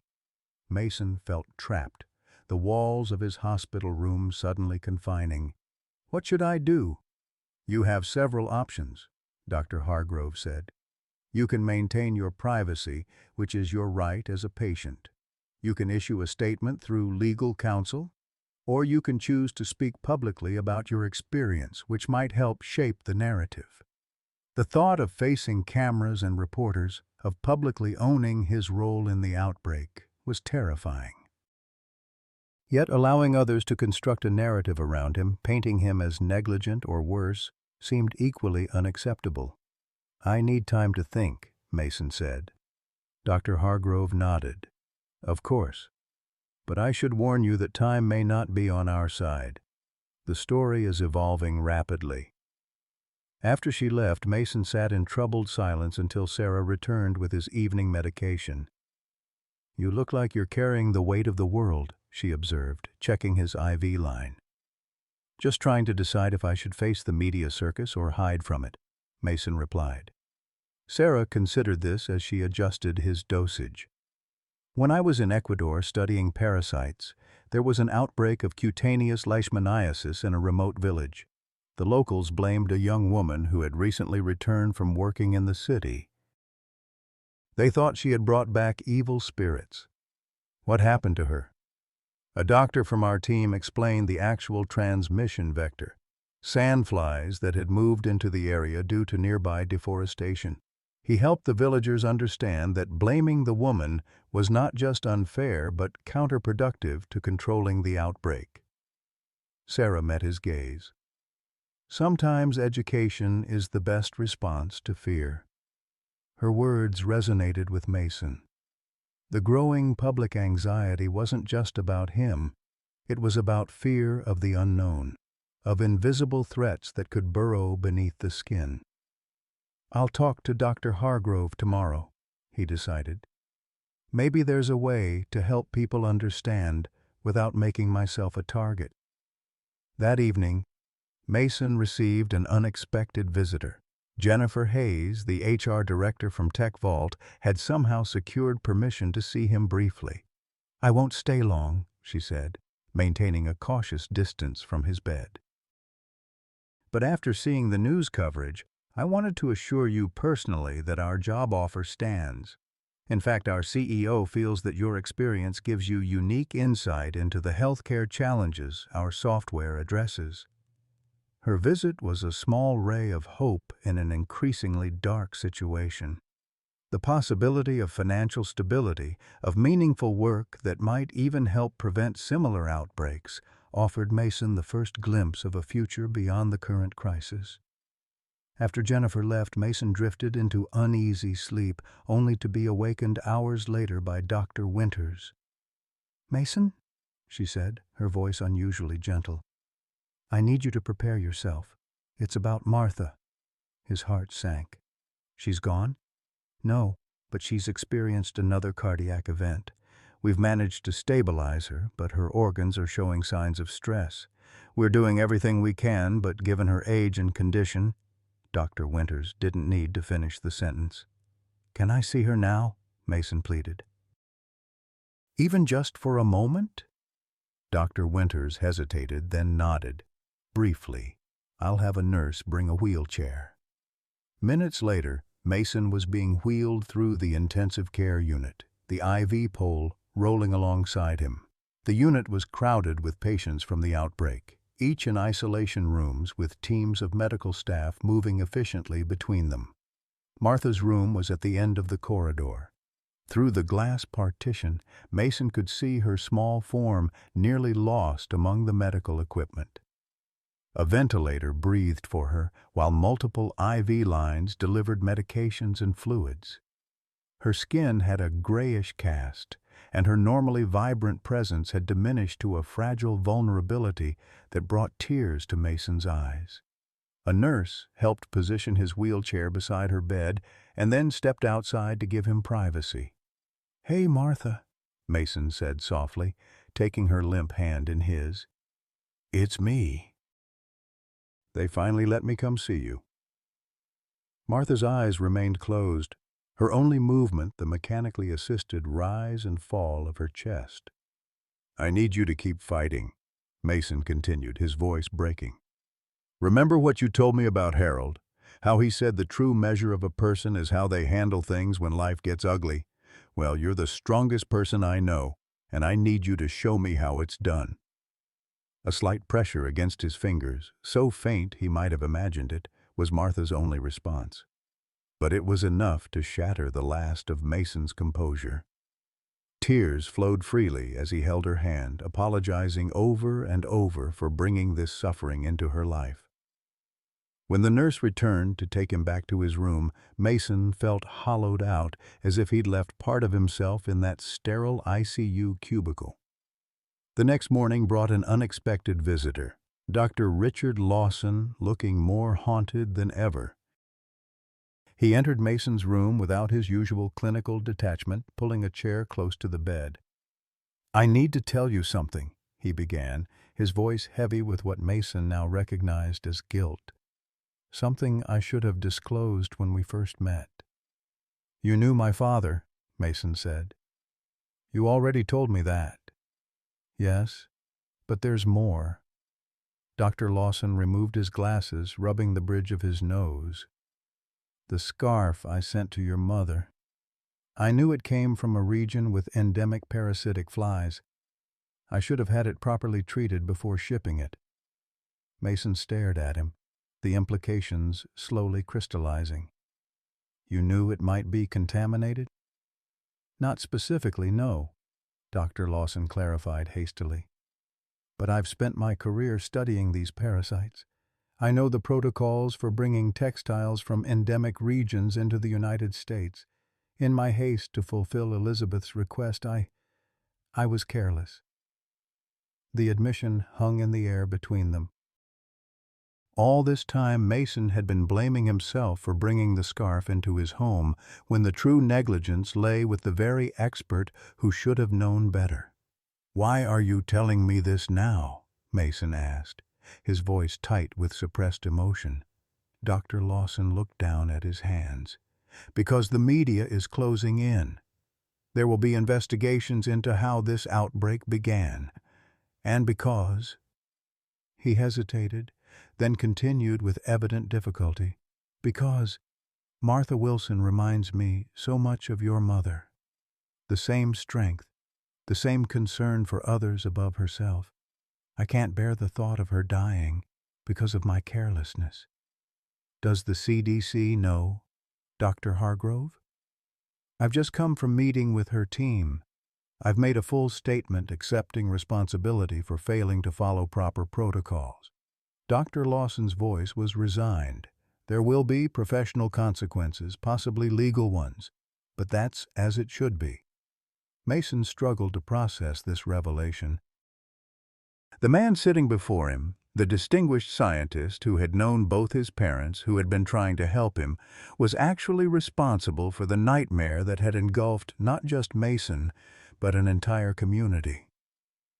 All this time, Mason said slowly, I've been carrying the guilt for what happened, blaming myself for Martha, for the others who got infected.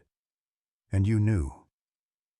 I didn't know for certain until the parasite was identified, Dr. Lawson insisted. But yes, I suspected from the moment you mentioned the scarf. He met Mason's gaze directly. I have no excuse, only an explanation, that in my desire to provide comfort to your dying mother, I failed in my professional duty. The anger Mason expected to feel didn't materialize.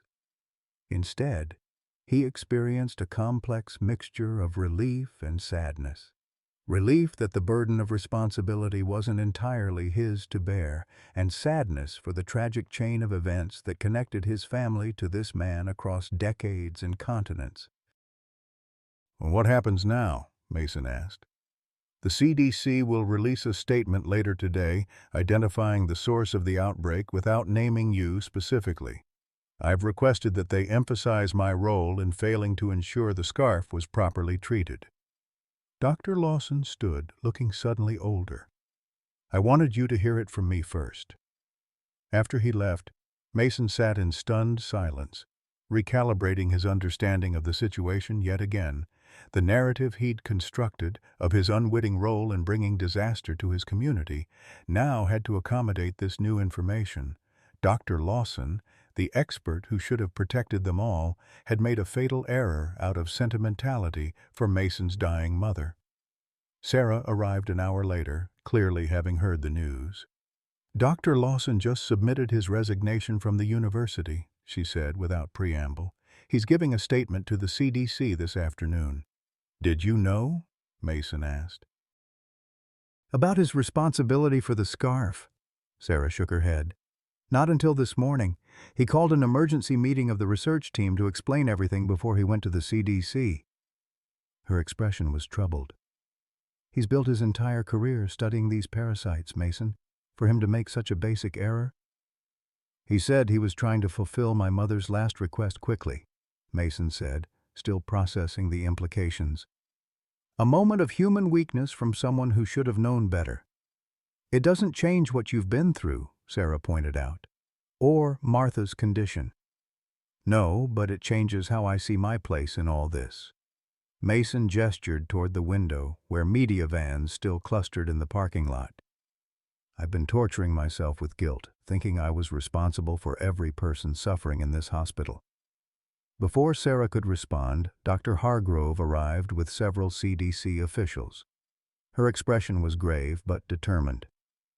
Mr. Bradley, Dr.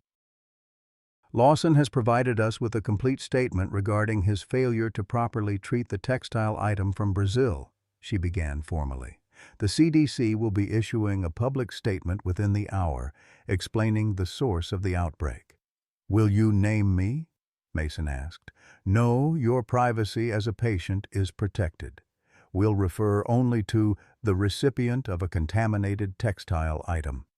Dr. Hargrove's professional demeanor softened slightly. Dr. Lawson has been explicit in accepting full responsibility for the breach in protocol. And the legal consequences people have been talking about? That's beyond our jurisdiction, one of the other officials interjected. But from a public health perspective, establishing a clear understanding of how this outbreak occurred is our priority. After they left, Mason turned to Sarah. I need to make a decision about the media situation. What are you thinking? She asked. I'm thinking that hiding while Dr.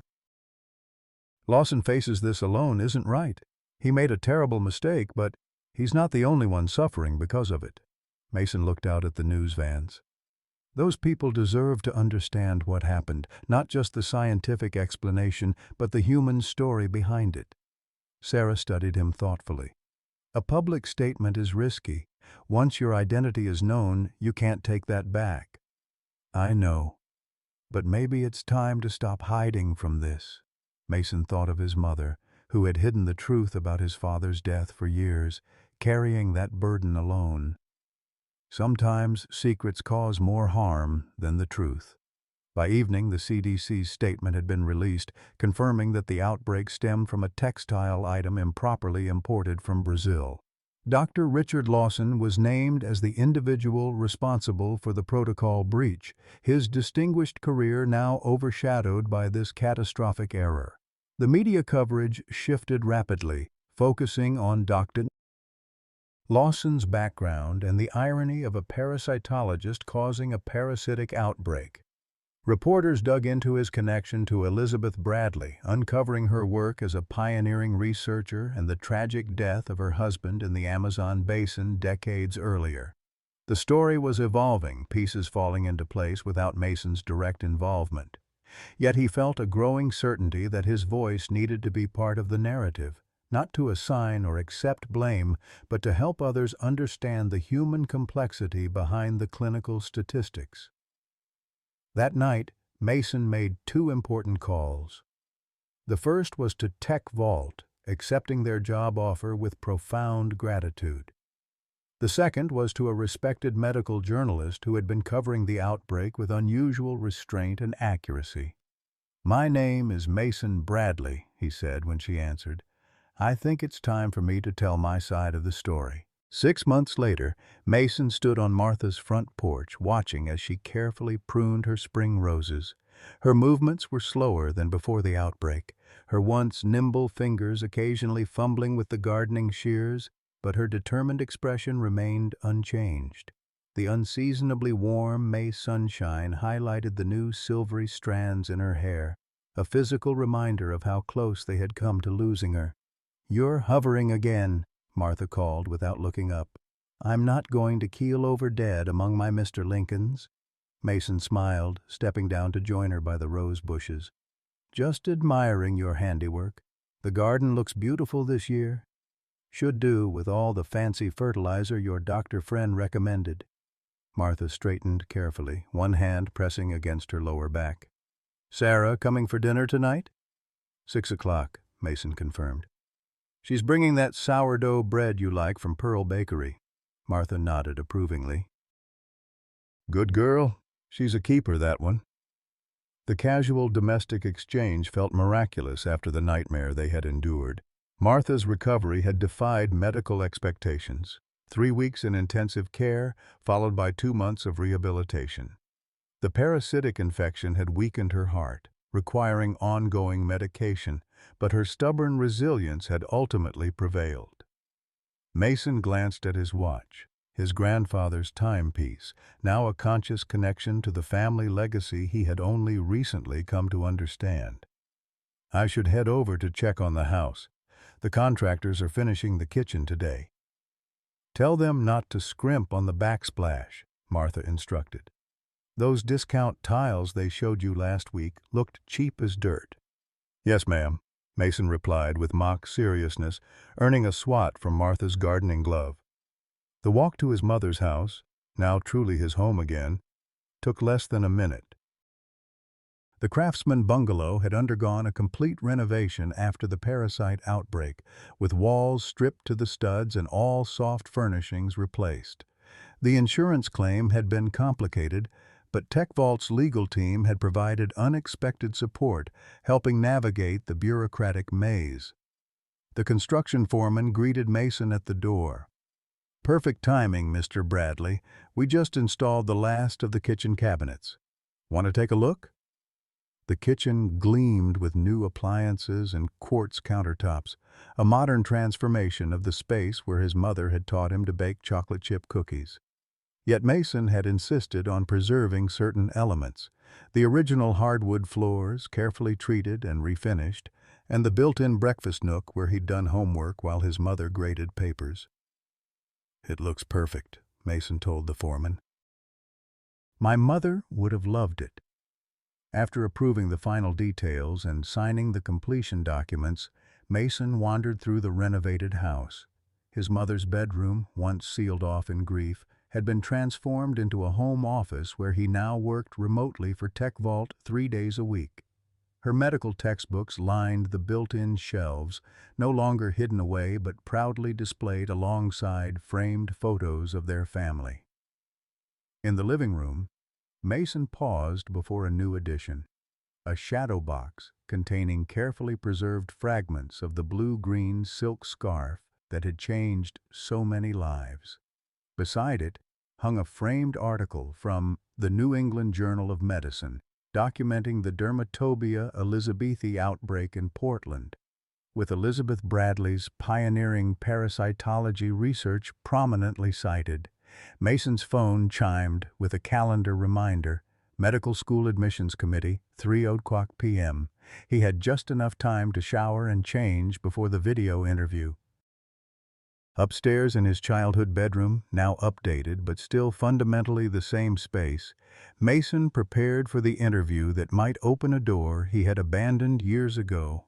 The application to Oregon Health Science University's School of Medicine had been Sarah's idea, encouraged by Dr. Winters and supported enthusiastically by Martha. "Your mother would be proud," Martha had insisted when he hesitated.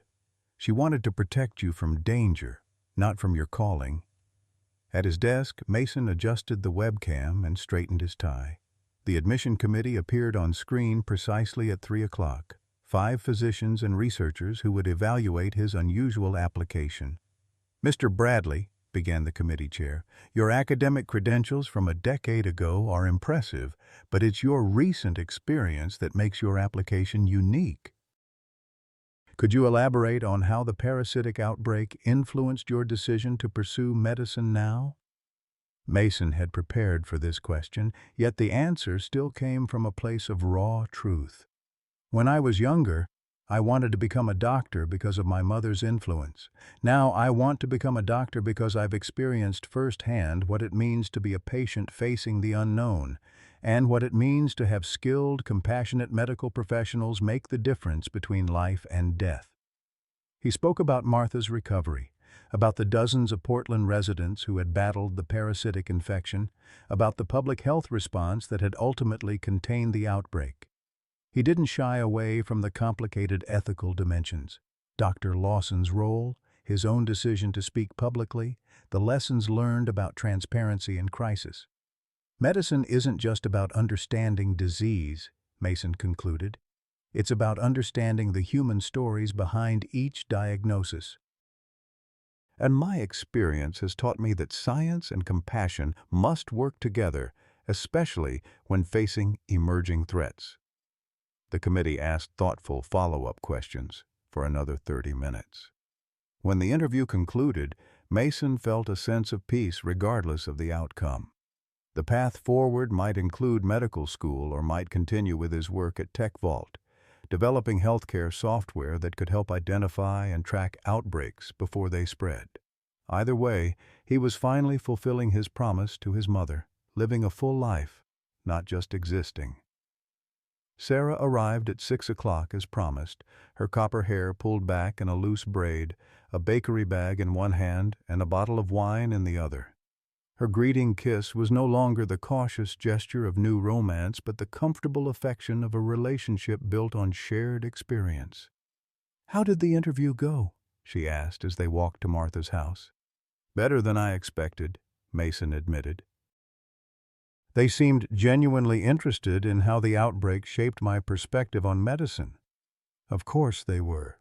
Most applicants haven't lived through a parasitic epidemic and gone on national television to talk about it." Sarah squeezed his hand. "Speaking of which, did you see the CDC's latest report?" Not yet. Good news? The best? No new cases in 3 months? They're officially declaring the outbreak contained. Her smile was triumphant. The preventative protocols we developed are being implemented nationally for all textile imports from endemic regions. The media frenzy around the outbreak had eventually subsided, but not before Mason's interview with the medical journalist had reframed the public narrative.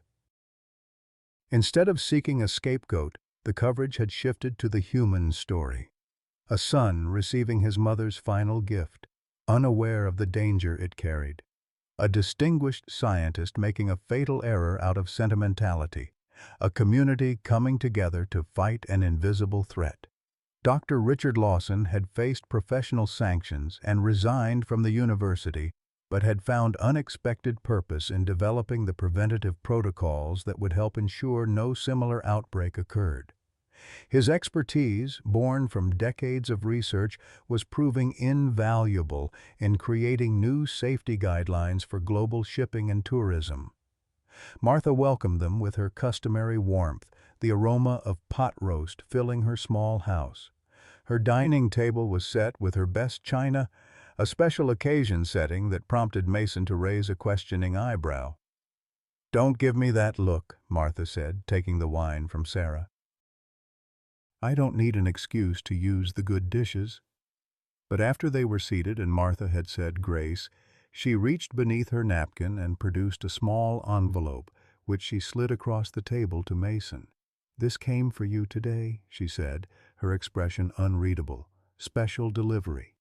Mason opened the envelope to find a formal letter on Oregon Health Science University letterhead. He scanned the opening paragraph, then looked up in disbelief. "I got in," he said, his voice barely above a whisper. "They're offering me a place in the fall cohort." Sarah's delighted exclamation mingled with Martha's knowing smile. "Of course you did," Martha said, as if the outcome had never been in doubt. "Harold always said you had healing hands, even when you were just a boy fixing my porch swing." Mason reread the letter, still processing the reality that at 33 he would finally pursue the dream he had abandoned a decade ago.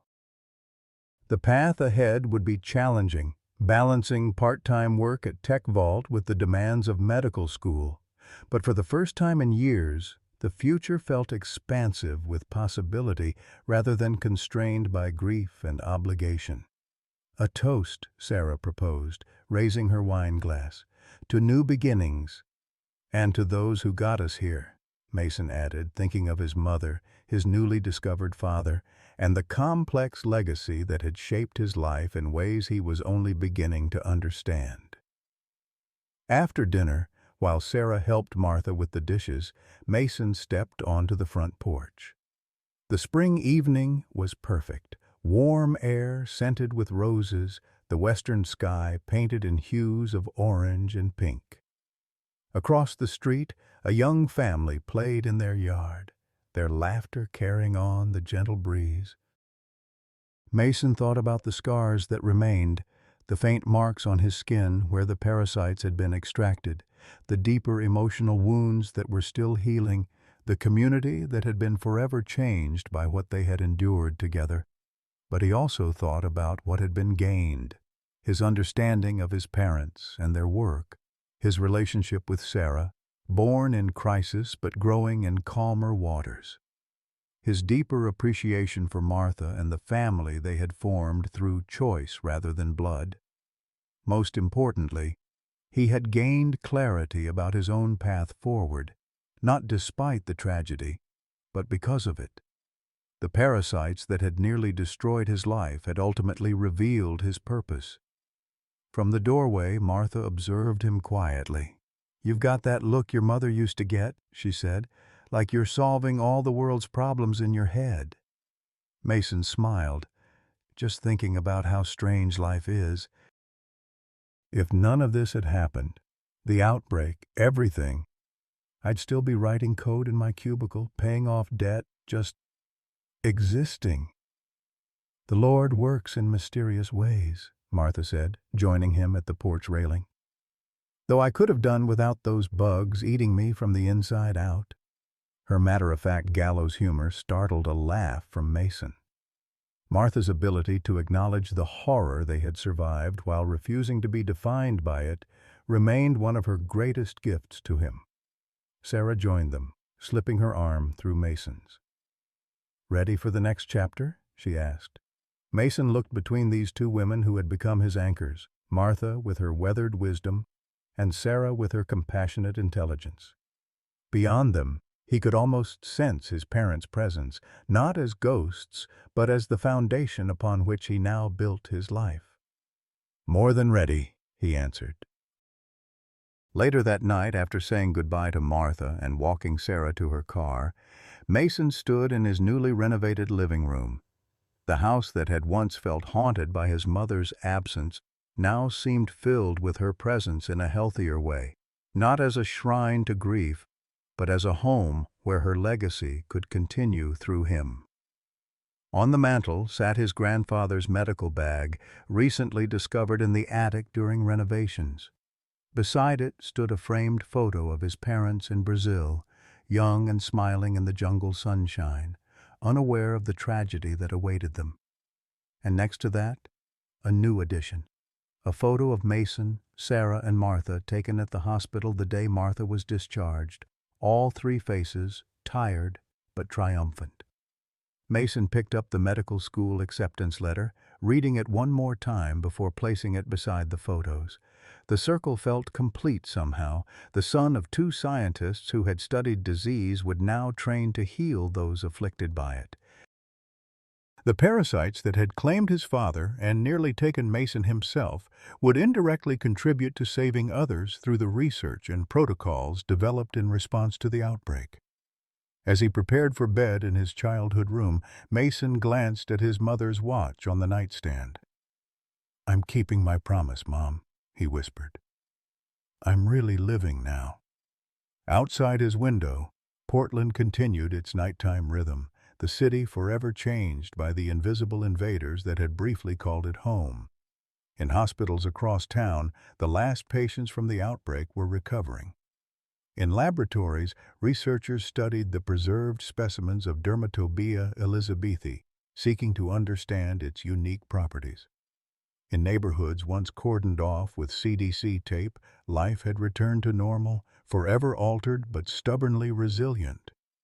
And in a small craftsman house on a quiet street, Mason Bradley closed his eyes, no longer afraid of what might lurk beneath his skin in the darkness. The nightmares would likely continue for years, but so would the dreams of medical school, of a future with Sarah, of honoring his parents' legacy through his own work. The parasites had shown him the fragility of the human body, but also the strength of the human spirit. They had nearly destroyed him, but in their wake they had left something unexpected, a life fully lived, rich with purpose and connection. It wasn't the path he would have chosen, but as he drifted toward sleep, Mason felt a profound gratitude that it had chosen him. Life has a way of burying unexpected blessings in our deepest wounds. Mason's journey from isolation to purpose reminds us that it's never too late to honor unfulfilled dreams. At 33, he embraced medical school after tragedy forced him to confront what truly matters. For those of us in life's second act, Mason's story echoes our own crossroads moments. Remember when you set aside aspirations to care for family? The children are grown now. Remember that talent you buried beneath decades of responsibility? It's still there, waiting. Martha's wisdom speaks directly to our generation. Some experiences change you so deep you can't find words for them. Yet it's these very experiences that qualify us for our most meaningful contributions. The scars we carry from loss, illness, or disappointment aren't just endings. They're beginnings, disguised as endings. What dream have you postponed that deserves resurrection? What wisdom have you earned through suffering that others need? Share in the comments how you've discovered purpose through pain, or tell us about a dream you're finally ready to pursue. Your story matters to this community more than you know.